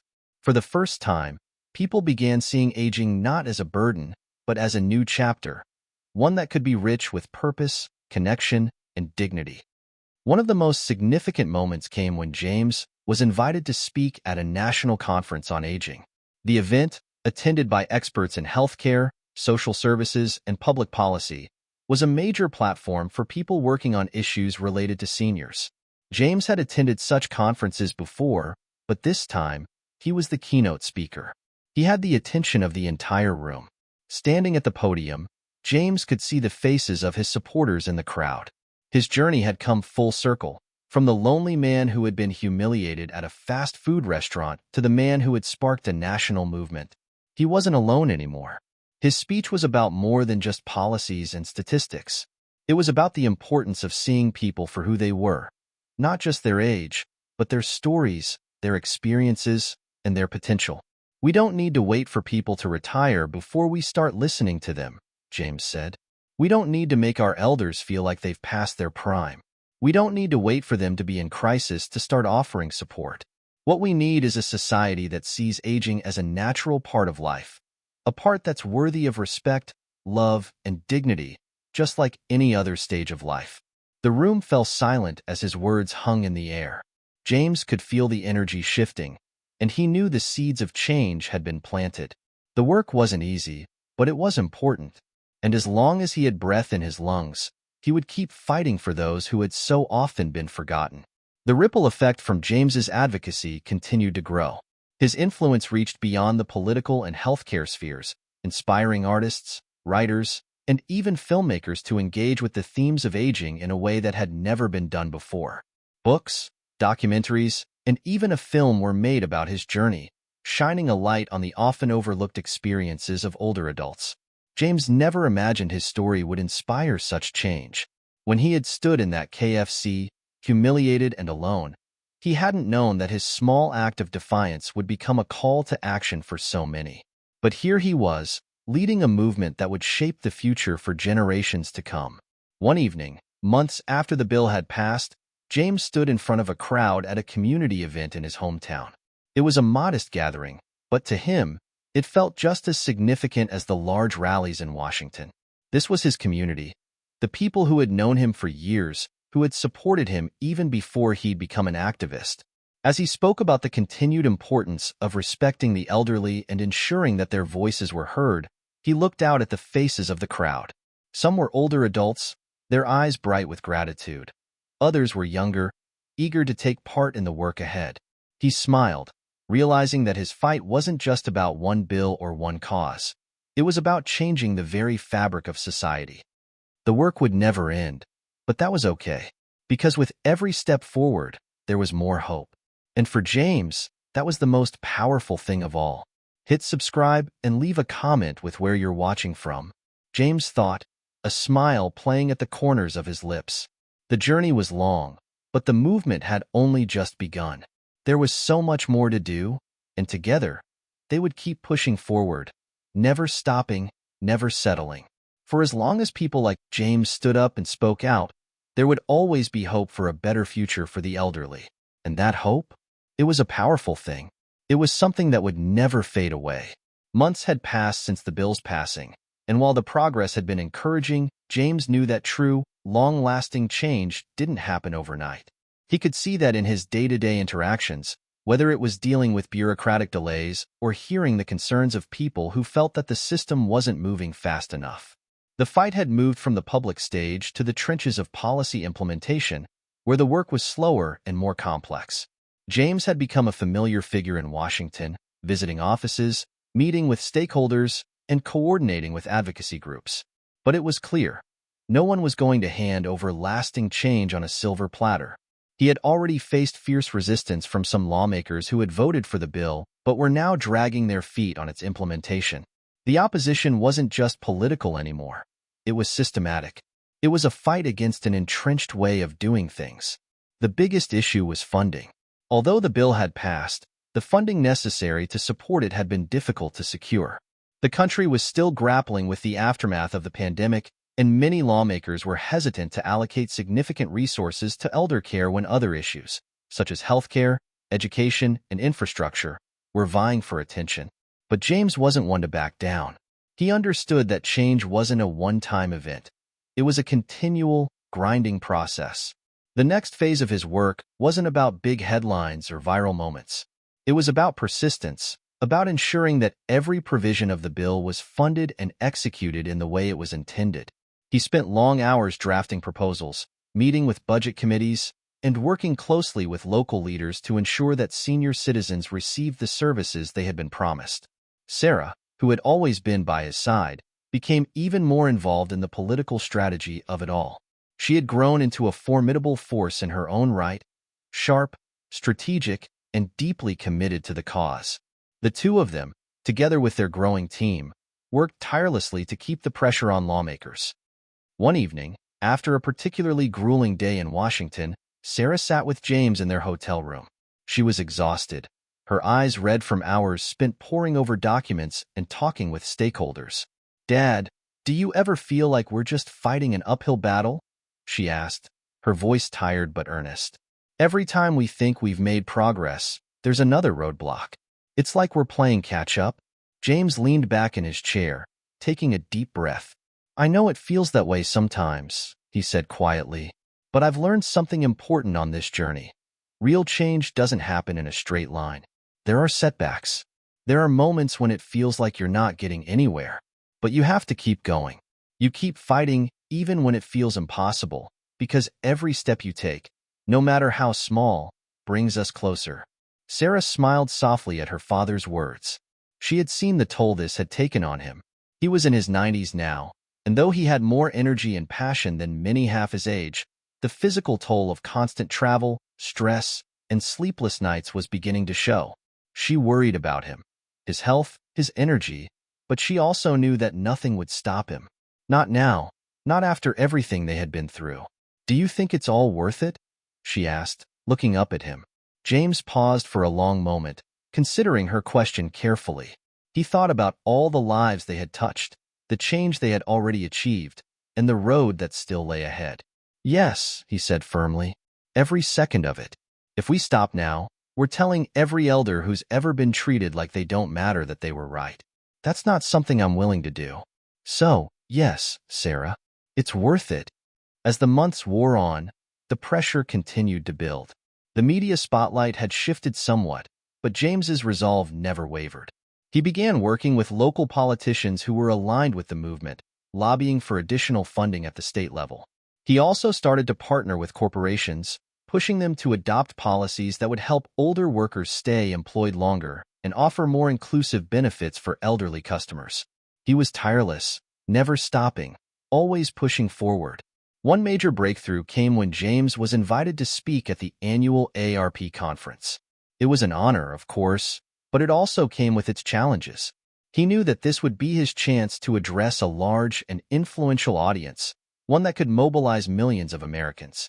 And this time, it wasn't just about promoting the bill or reminding people of the need for respect. It was about ensuring that the long-term goals of the movement were set in stone. The conference hall was packed with people, seniors, caregivers, advocates, and activists. James stood at the podium, looking out over the crowd. This was his moment to speak not just to the government, but to the people who had been the backbone of his movement from the beginning. "We've made great strides," he said, his voice carrying across the room, "but we cannot stop here. We've passed laws, we've garnered support, but there are still millions of seniors in this country who are suffering. They're waiting for the promises we made to be fulfilled. They're waiting for dignity, respect, and real, tangible change. And it's up to all of us, each and every one of us, to make sure that doesn't just remain a promise. It becomes a reality." The room erupted in applause, the energy in the hall palpable. James continued, "It's not just about creating a future where our elders are taken care of. It's about creating a future where we see them. We see their value. We see their potential. And we respect them as the leaders and pillars of our society that they truly are." The words hung in the air long after he finished speaking. It wasn't the applause that James focused on. It was the faces in the crowd. The faces of people who had been waiting for this moment their entire lives. He had made a difference, but now, it was time for all of them to take up the mantle. The struggle for sustained change continued, but with every passing day, James could see the progress they had made. From securing more funding for senior programs to getting corporations to implement more inclusive practices, it was clear that the world was starting to listen. Slowly, but surely, the voices of the elderly were no longer being ignored. James's journey had been long, and the road ahead was still filled with challenges. But with each victory, no matter how small, he felt more certain than ever that change was possible. He had spent his life fighting for this, fighting not just for laws and policies, but for people, for his parents, for his friends, for all the older adults who had been made to feel that their lives no longer mattered. The fight was not over. But as James looked out over the crowd at the ARP conference, he knew they were no longer fighting alone. Together, they would continue to push for change, one step at a time. As the months wore on, the momentum from the campaign began to slow. While the bill had been passed and some of its provisions were slowly taking root, the road to true reform was filled with more obstacles than James had expected. He had spent most of his life fighting for others, but now, at 92 years old, he was beginning to question whether the struggle would ever truly end. The victories felt smaller and the setbacks larger. James sat in his office late one evening, his gaze fixed on a pile of reports and policy proposals. He had always been someone who prided himself on seeing the bigger picture, but lately, the task ahead seemed insurmountable. His body was tired, and his energy wasn't what it used to be. Sarah had been there every step of the way, but even she was beginning to show signs of fatigue. It was a long and grueling battle, and for the first time, James wondered if perhaps it was time to step back. He sat back in his chair and stared at the wall. The weight of the journey pressed heavily on him. Have I made a real difference? He thought. Or am I just spinning my wheels, trying to fix a broken system that can never be fixed? The self-doubt crept in, something James hadn't allowed himself to feel for years. He'd been so focused on pushing forward, on making progress, that he hadn't stopped to reflect on the toll it was taking. The pressure, the public expectations, the never-ending fight. Was it all worth it? The next morning, James and Sarah sat in their favorite cafe, a quiet spot near their home. James had insisted they take a day off, something he hadn't done in months. Sarah looked across the table at him, concern evident in her eyes. "You're quiet today," she said gently. "Is everything okay?" James paused, his fingers tracing the rim of his coffee cup. "I don't know, Sarah. I feel like I've given everything I have, and yet, the fight isn't over. It feels like we're constantly pushing against a wall that never comes down." Sarah sighed, leaning forward. "I know it feels that way sometimes, but look at how far we've come. We've passed laws. We've changed the conversation about aging in this country. That's no small feat. But it's not enough," James replied softly. "There are still so many people suffering, so many gaps in the system, and I'm not sure I have the energy to keep pushing for more. It's hard to see the end of the road when there's always another obstacle." For the first time in a long time, Sarah saw the weight of his exhaustion. She understood what he was saying, how overwhelming it was to fight for something so large, so systemic. But she also knew the importance of what he had started. "Dad," she said, her voice steady, "you've inspired millions of people. You've created a movement. I know it's hard, but you can't give up now. We're not done. You've changed this country already." James looked at her, his eyes tired but full of gratitude. "I don't know if I can keep doing this much longer." "You don't have to do it alone," Sarah said firmly. "You've created something bigger than you. It's not just about you anymore. We all have a part to play, and together, we can continue this fight." Later that evening, James sat in his living room, the quiet of the house surrounding him. His mind was still heavy with doubt, but there was something Sarah had said that kept echoing in his mind. We're not done. He had started this journey alone, but now he was part of something much bigger. There was a community of advocates, supporters, and everyday people who believed in the cause, who were willing to fight alongside him. Maybe it was time to let go of the idea that he had to do it all himself. As he sat there, an unexpected knock on the door interrupted his thoughts. He stood and opened it to find a young woman standing on the other side. She was holding a small package in her hands, wrapped in brown paper. "Mr. James?" she asked, her voice filled with warmth. "That's me," James replied, a bit confused. She handed him the package. "This is for you," she said. "It's from a group of people who wanted to thank you for everything you've done." James opened the package carefully. Inside was a large framed photo, one that captured a moment from the rally when the bill had passed. It showed him standing with a group of elderly people, their faces filled with joy and pride. In the corner of the photo, a simple message was handwritten. Because of you, we are seen. Tears welled up in James's eyes as he stared at the picture. He had worked so hard for moments like this, moments when he could see the tangible impact of his work. For all the frustration and exhaustion, there was a reminder in that photo that his efforts had not been in vain. The young woman smiled. There are people all over the country who are fighting for this, too. We're not stopping, and we're not letting you stop either. As the evening wore on, James sat in his favorite chair, the framed photo resting on the coffee table in front of him. He felt a renewed sense of purpose, a quiet strength that had been missing for some time. He had always known that change would take time, but now he understood something deeper. The struggle wasn't about one person or one moment. It was about the collective effort, the shared vision for a better world.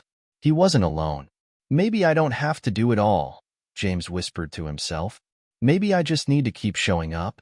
A few days later, James and Sarah were back in Washington, attending another meeting with lawmakers. The bill had been passed, but now it was time to ensure that its provisions were fully implemented. James felt more prepared than he had in weeks, the weight of his doubt lifted by the simple truth that he was part of a movement that would outlast him. As they walked through the Capitol, James was greeted by a few familiar faces: activists, community leaders, and even some lawmakers who had supported the bill from the beginning. The conversation had shifted from just passing the law to making it work, ensuring that the promises made were kept and that the system changed for good. As he looked around at the people who had joined his cause, James realized something important. The fight wasn't over, but it was no longer just his fight. The road ahead was still long, but now there was a community ready to carry the torch forward. The days following their return to Washington felt like a roller coaster. For every small victory, every conversation that hinted at a breakthrough, there seemed to be a new setback. It wasn't just the slow-moving wheels of bureaucracy. There was a growing opposition, one that had always been there but was now more vocal than ever. James had anticipated some resistance. After all, the bill they had passed was a massive undertaking, one that would require significant shifts in how society viewed aging and how resources were allocated. But what he hadn't expected was the ferocity with which certain political groups were now pushing back against the movement. For the first time in a long while, James felt the weight of the opposition pressing in on him. It wasn't just a matter of policy anymore. It had become personal. Some of the critics had started to frame the bill as an unnecessary burden on taxpayers, claiming that the provisions for elder care and senior services would bankrupt the nation. They spread misinformation, arguing that prioritizing the elderly would harm younger generations, that the resources could be better spent elsewhere.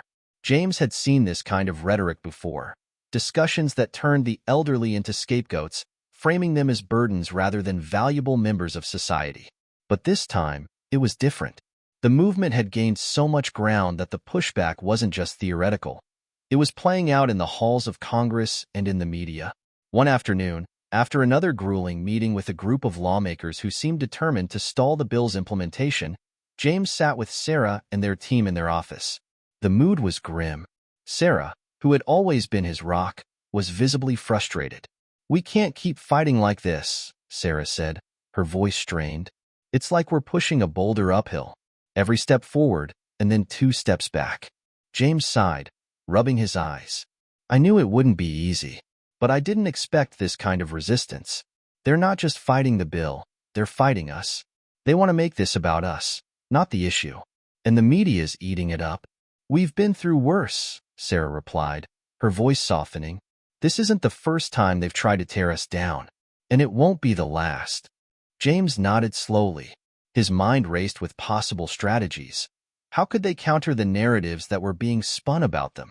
How could they refocus the conversation back to the real issues? He had always been a fighter, but this was different. The fight now wasn't just about convincing lawmakers. It was about fighting an entire narrative that had been ingrained in the public consciousness for decades. That night, as James lay in bed, he couldn't shake the feeling that this was the most crucial turning point yet. He had spent his life advocating for change, for a world where elders were seen as vital parts of society, not sidelined or neglected. But now, he realized that the fight wasn't just about policy. It was about changing the very narrative around aging. It was about dispelling the myths that painted older adults as burdens and reminding everyone of their value. The next morning, James woke up with a renewed sense of purpose. He knew what he had to do. If the pushback was going to be this aggressive, then they needed to push back harder, with something more powerful than facts and figures. They needed to show the human side of the issue. Real stories, real people who had been affected by the lack of care, the lack of resources. He picked up the phone and began calling his contacts. He reached out to activists, social workers, and healthcare professionals. But most importantly, he reached out to ordinary people, seniors who had been fighting for years to get the care and attention they deserved. He wanted to give them a platform to tell their stories. A few weeks later, James and Sarah organized a press conference, one that was unlike any other they had done before. Instead of standing at a podium with a list of statistics and policy points, James invited a group of seniors to speak about their lived experiences. He wanted to shift the conversation from numbers and budgets to the people whose lives were being directly impacted by the lack of proper care. The room was filled with reporters, cameras flashing, and microphones aimed at the speakers. The first to speak was Helen, a 74-year-old woman who had been fighting for better nursing home conditions for years. She had spent the last decade advocating for her mother, who had been placed in a facility that was understaffed and lacked proper care. Her voice trembled as she spoke, but her words were powerful. "I've spent years watching my mother suffer in a system that's supposed to care for her, but instead, she was treated like a burden," Helen said, her eyes watering. She was more than just a number in the system. She had a story, a life. But that life was ignored. "I don't want that to happen to anyone else." Next, a man named John stood up. John was in his late 60s and had been a caregiver for his wife, who had Alzheimer's disease. His wife had passed away recently, but he still felt the weight of their struggle. "I gave up my job to care for my wife because there was no help," John said, his voice rough with emotion. "I'm not alone in this. There are millions of us, spouses, children, siblings, taking on the burden because the system doesn't care. And I'm tired of being told that this isn't a priority." The final speaker was a young woman named Karen, who worked as a home health aide. She shared her frustrations about the lack of resources for the elderly and the emotional toll it took on her and her colleagues. "We are doing our best to care for people, but it's not enough. The system is broken. We need more support, more resources, and we need the government to step up and take responsibility," Karen said. As each person spoke, the room grew quiet. The power of their stories was undeniable. James knew they had made a difference. This wasn't just about policy anymore. It was about human lives, human dignity.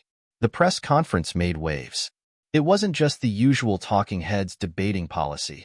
It was real people, sharing their real experiences, showing the human side of the issue. The media began to shift its focus, and slowly, the narrative began to change. James, though still weary, felt a renewed sense of determination. The pushback had been tough, but now, he had a weapon more powerful than any lawmaker or lobbyist: the truth. And the truth, when spoken with such clarity and passion, was impossible to ignore. Over the next few weeks, public support for the bill grew.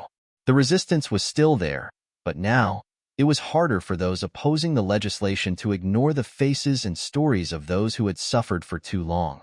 The fight was far from over, but James knew that they were on the right track.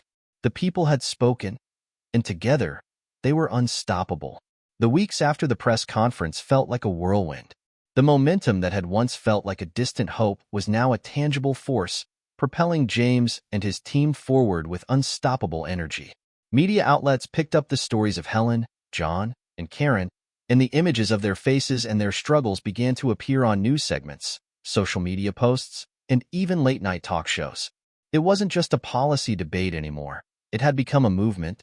James watched with growing pride as the country seemed to shift. People were talking. They were sharing their own stories of caregiving, of struggling with aging parents or relatives, of seeing loved ones denied the basic dignity of care simply because of the cost or lack of resources. It wasn't just the elderly who were speaking up. It was their families, their caregivers, and even the healthcare workers who had long been pushed to their limits. It was clear now. This wasn't an isolated issue, but a national one. But as the public conversation shifted, the opposition only grew louder. Behind the scenes, powerful lobbyists and conservative groups ramped up their efforts. They knew that the changes James and his movement had sparked could threaten their bottom lines, and they weren't about to let that happen without a fight. They launched aggressive ad campaigns, demonizing the bill as a waste of taxpayer money and accusing James of trying to destroy the economy with his policies. James had seen this all before. The fear-mongering, the manipulation, the politics of division. But now, it was more personal. The attacks weren't just on his ideas. They were attacks on him as a person, on his integrity, on his legacy. He could feel the weight of it. It had been a long road, and now, at 92, it felt like he was standing at the precipice of his life's work, watching it all unfold in a way he had never expected. One afternoon, James sat alone in his office. The phone had been ringing off the hook with both supporters and detractors. He hadn't had a moment to himself in days. The pressure was mounting, the stress was high, and he felt his body aching from the constant strain. Sarah had been his constant companion through it all, but even she was showing signs of exhaustion. They both were. Suddenly, there was a knock on the door, and Sarah entered, holding a stack of letters. "I think you need to see these," she said, her voice tight with emotion. James looked up, confused. He hadn't expected any letters of importance, but when he glanced down at the envelopes, his heart skipped a beat.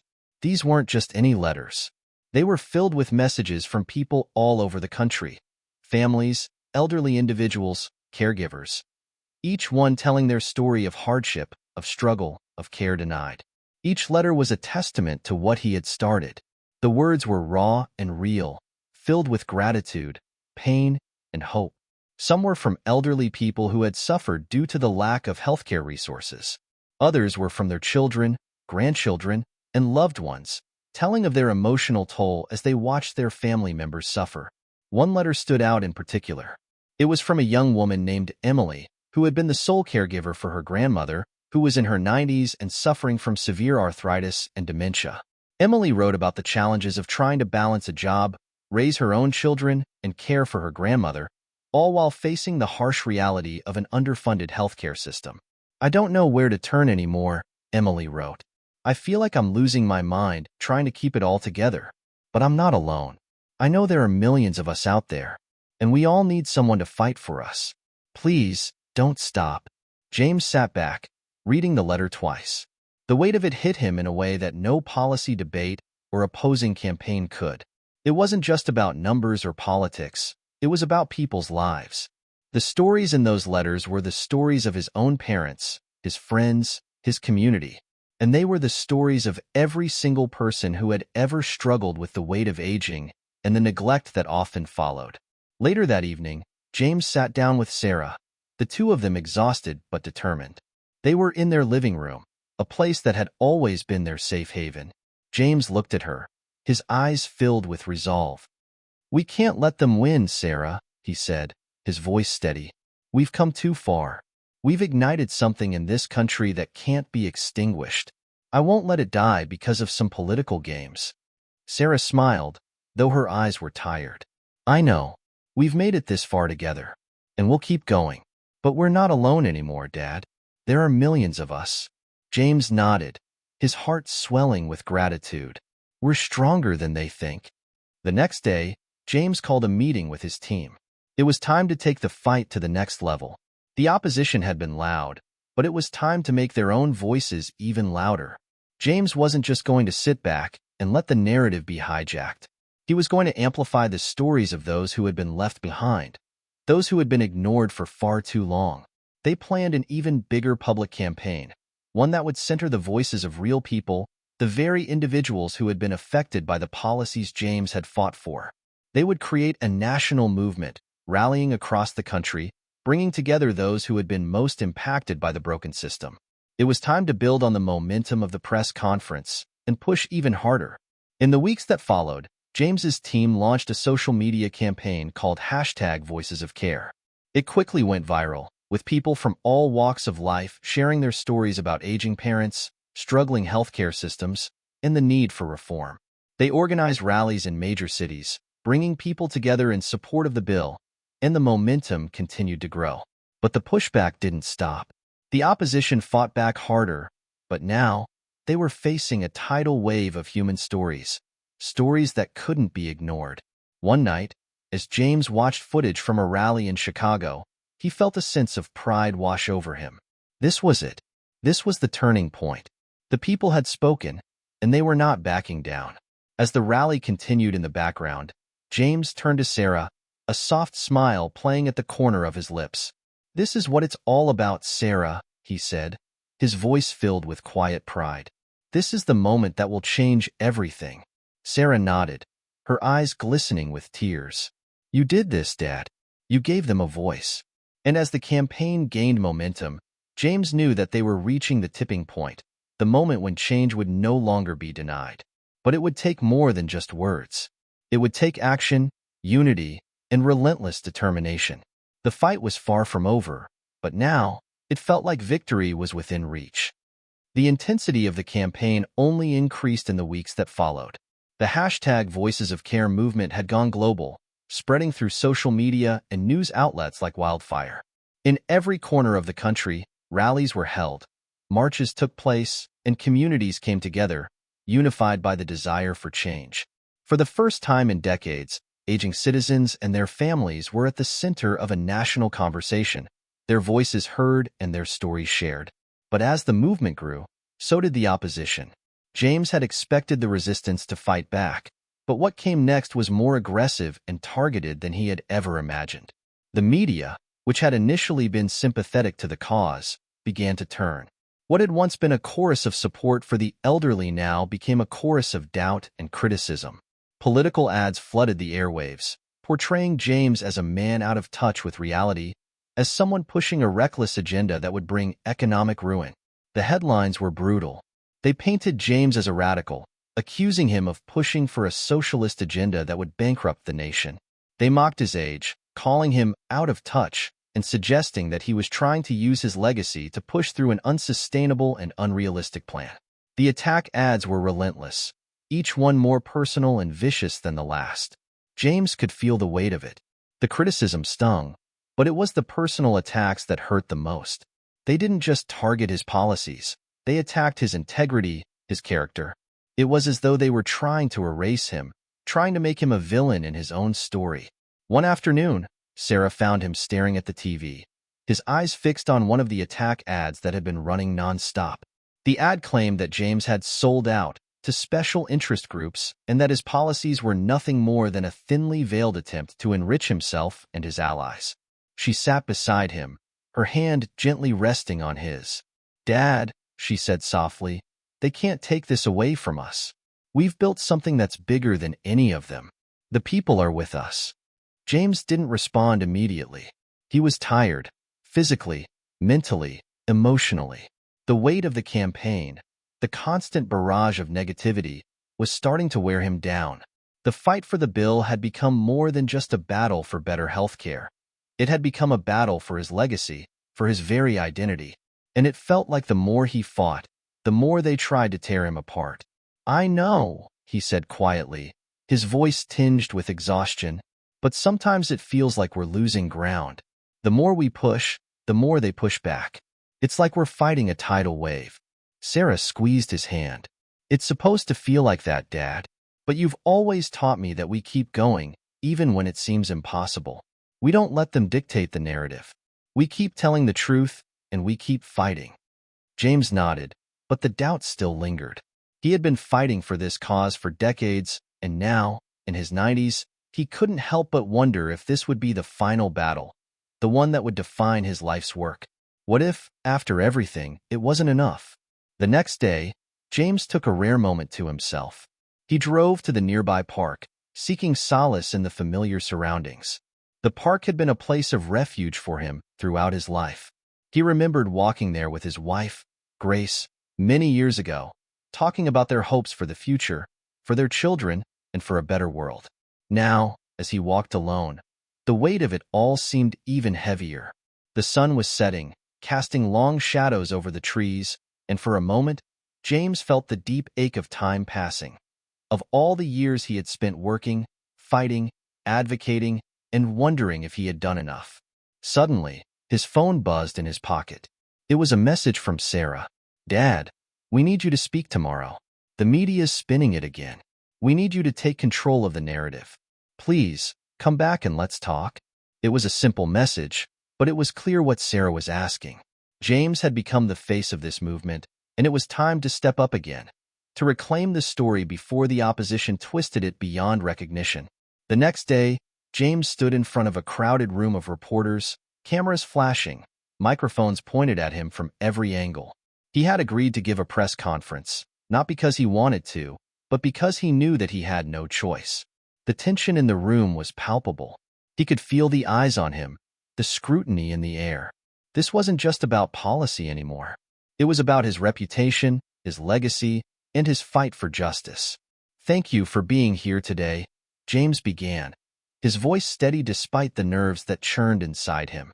"I know many of you have questions about the bill, about the opposition, and about the future of this movement. But before we begin, I want to make one thing very clear." He paused, allowing the words to settle in. "This is not about me," James continued, his eyes sweeping the room.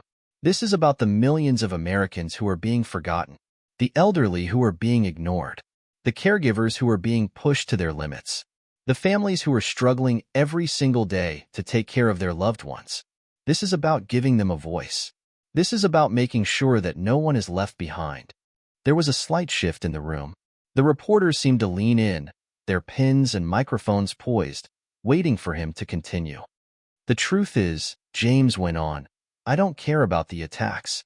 I don't care about the name-calling or the attempts to silence me. What I care about is making sure that we change the way we treat our elderly, the way we treat our most vulnerable. And no amount of money, no amount of media spin can take that away from me. I will fight for them, and I will fight for this cause, for as long as it takes." For a moment, there was silence in the room. The weight of his words hung in the air. Then, something unexpected happened. The reporters began to applaud.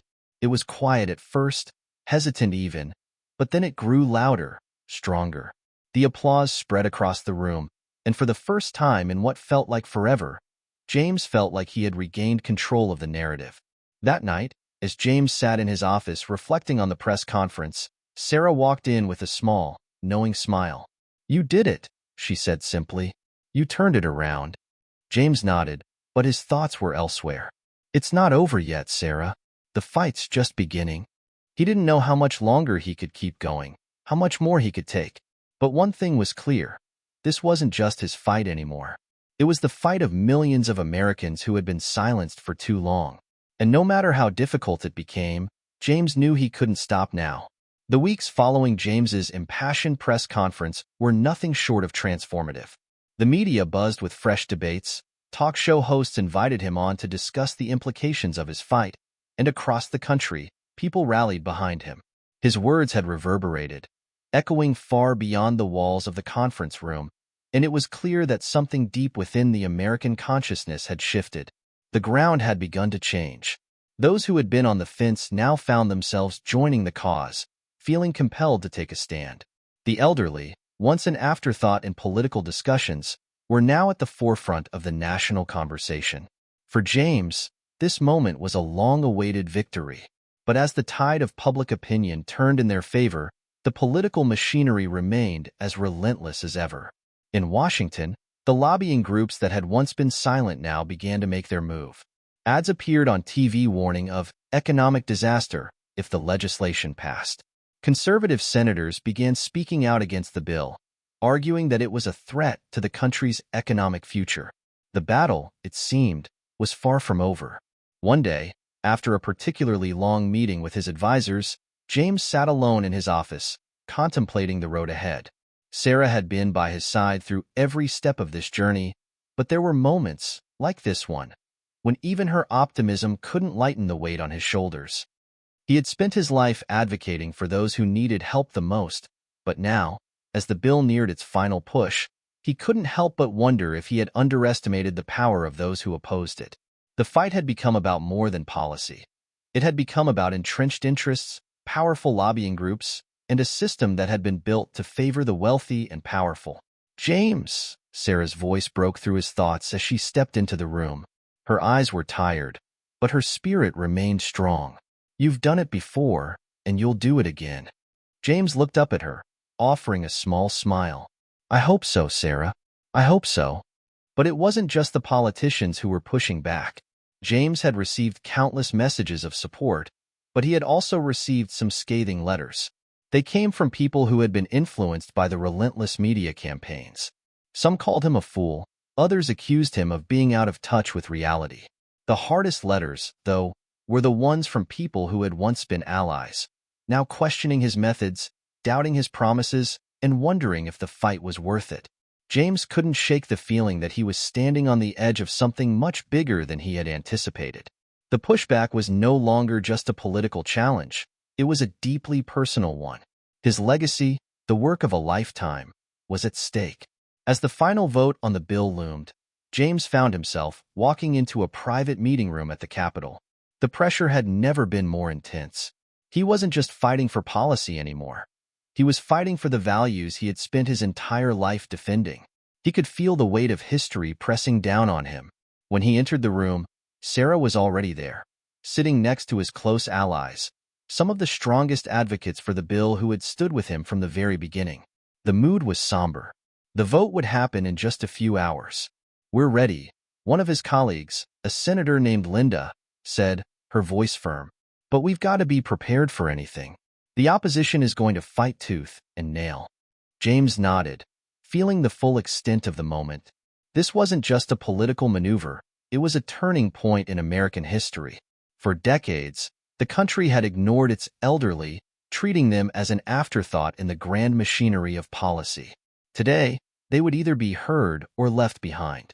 "I've lived a long life," James said quietly, looking at the faces around him, "and I've fought a lot of battles. But this is the most important one. Not for me, but for all those who have been silenced. The elderly, the caregivers, the ones who are forgotten. If we win today, we change everything." A silence settled over the room. His words weren't just rhetoric. They were a reminder of the stakes. James's legacy would be defined not by what he had achieved for himself, but by what he had done for those who had no voice. The vote finally came, and it was as tense as anyone had expected. James watched from the gallery with his family, surrounded by the senators and representatives who had fought so hard to pass the bill. As the final votes were cast, the tension in the air was almost unbearable. Would the bill pass? Would it truly happen? Then, the results came in. The room went silent as the numbers flashed on the screen. It had passed. James felt a rush of emotions flood over him. Relief, pride, exhaustion, and something deeper that he couldn't quite name. He had done it.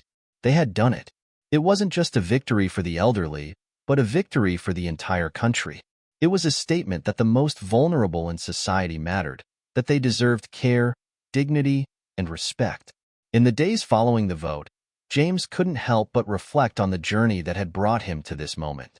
It had been a battle fought not just on the floors of Congress or in the halls of power, but in the hearts and minds of millions of Americans. This was a victory for every person who had ever been told they didn't matter. Sarah stood beside him as they watched the news coverage of the bill's passage. "You did it, Dad," she said quietly. James nodded, a smile breaking through his weary features. "We did it, Sarah. All of us." But even as the bill passed and the celebrations began, James knew that this was only the beginning.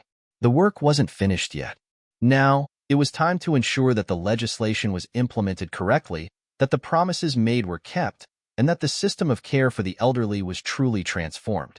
The battle had been won, but the war for dignity, equality, and respect for the elderly was far from over. As he sat back, reflecting on the road ahead, James felt a renewed sense of purpose. This was his legacy, and no matter what challenges lay ahead, he knew one thing for certain: the fight had been worth it. The days following the passage of the bill were a whirlwind of activity. The media, which had once been filled with criticism and doubt, was now full of praise and reflection. Experts and analysts discussed the long-term implications of the new legislation, highlighting the profound impact it would have on healthcare for the elderly. For James, it was a moment of validation, a rare and fleeting moment in the long arc of his life's work. But he knew, deep down, that the real work was just beginning. Though the victory had been monumental, the challenge was far from over. The bill had passed, but now the focus turned to its implementation, how it would be rolled out, how it would be funded, and how it would be maintained over the years to come. James couldn't afford to rest. The victory celebrations were important, but the reality was that change had to be sustained, and the political landscape would always pose new challenges. Sarah could see the toll that the last few months had taken on her father. His health, which had always been resilient, was starting to show signs of wear.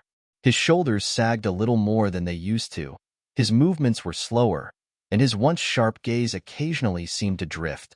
She had always admired his tenacity, his ability to keep going, no matter the odds. But now, she couldn't ignore the truth. "Dad," she said one morning, her voice gentle, "you've done it. You've won.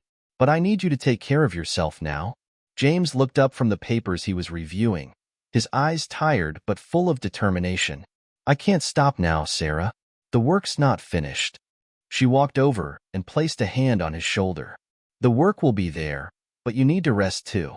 We need you here, not just for the cause, but for us." It was a simple request, but for James, it was one of the hardest things to accept. He had spent his life focused on the fight, and now that the battle was won, he was faced with the idea of slowing down.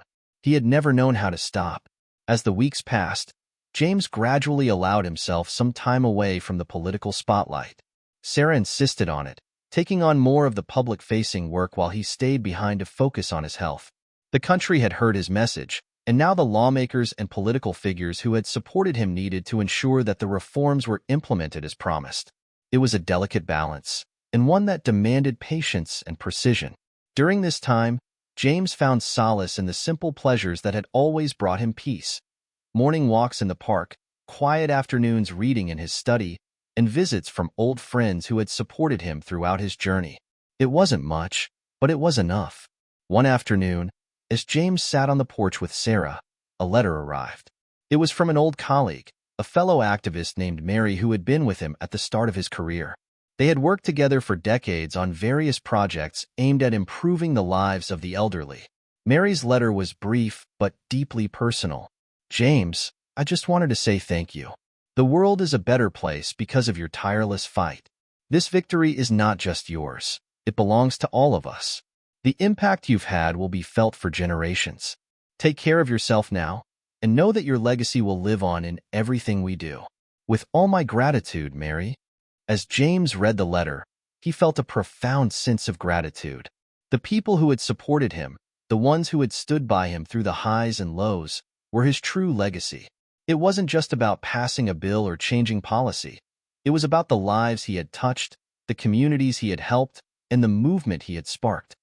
The next few months saw the bill begin to take effect. James watched with a mixture of pride and caution as the first steps were taken.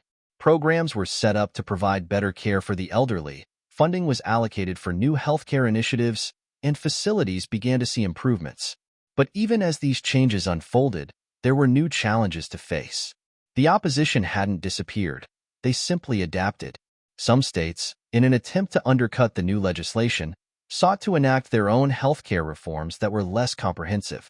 They tried to find loopholes, to circumvent the intent of the law, and James knew that his fight wasn't truly over. His legacy, and the future of elderly care, would depend on how the law was implemented at every level of government.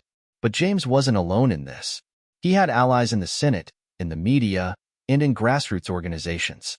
The movement he had built wasn't just a flash in the pan. It was a force of nature that was continuing to shape the national conversation. And James knew that as long as there were people willing to fight for the vulnerable, his work would continue. One afternoon, James attended a gathering in Washington, a ceremony to honor the passage of the bill. As he stood on stage, accepting accolades and thanks, he couldn't help but think of the long road that had brought him here. The years of sacrifice, the sleepless nights, the countless setbacks, and the people he had lost along the way. It had all led to this moment. But as he looked out into the crowd, he saw something that brought tears to his eyes. There, in the audience, were elderly people, real people, who had benefited from the legislation. There were caregivers who had spent years struggling to make ends meet, now able to take a breath and look forward to a better future. They were the true measure of success. The applause was deafening as James stepped up to the podium to speak, but for once, he didn't feel the need to make a grand speech. Instead, he simply said, "This victory isn't mine. It belongs to all of you. The people who fought with me, the families who shared their stories, the elderly who never gave up. This is your victory, and I'm just honored to have played a small part in it." As the crowd erupted into applause, James felt a sense of peace settle over him. The battle had been long, but now, it was time for him to step back. He had achieved what he set out to do. The work was now in the hands of the next generation. Back at home, as the days grew quieter, Sarah sat with her father on the porch, watching the sunset. They had come so far, further than they had ever imagined when they first began this journey. And while there would always be more to be done, Sarah knew that her father had given everything he had. "Dad," she said, her voice filled with love, "you've changed the world. You've given people the chance they deserve. And you've taught all of us what it means to fight for something that matters." James smiled, his eyes soft with the wisdom of years. "We've all changed the world, Sarah. And it's the people who fight for what's right that keep the world turning."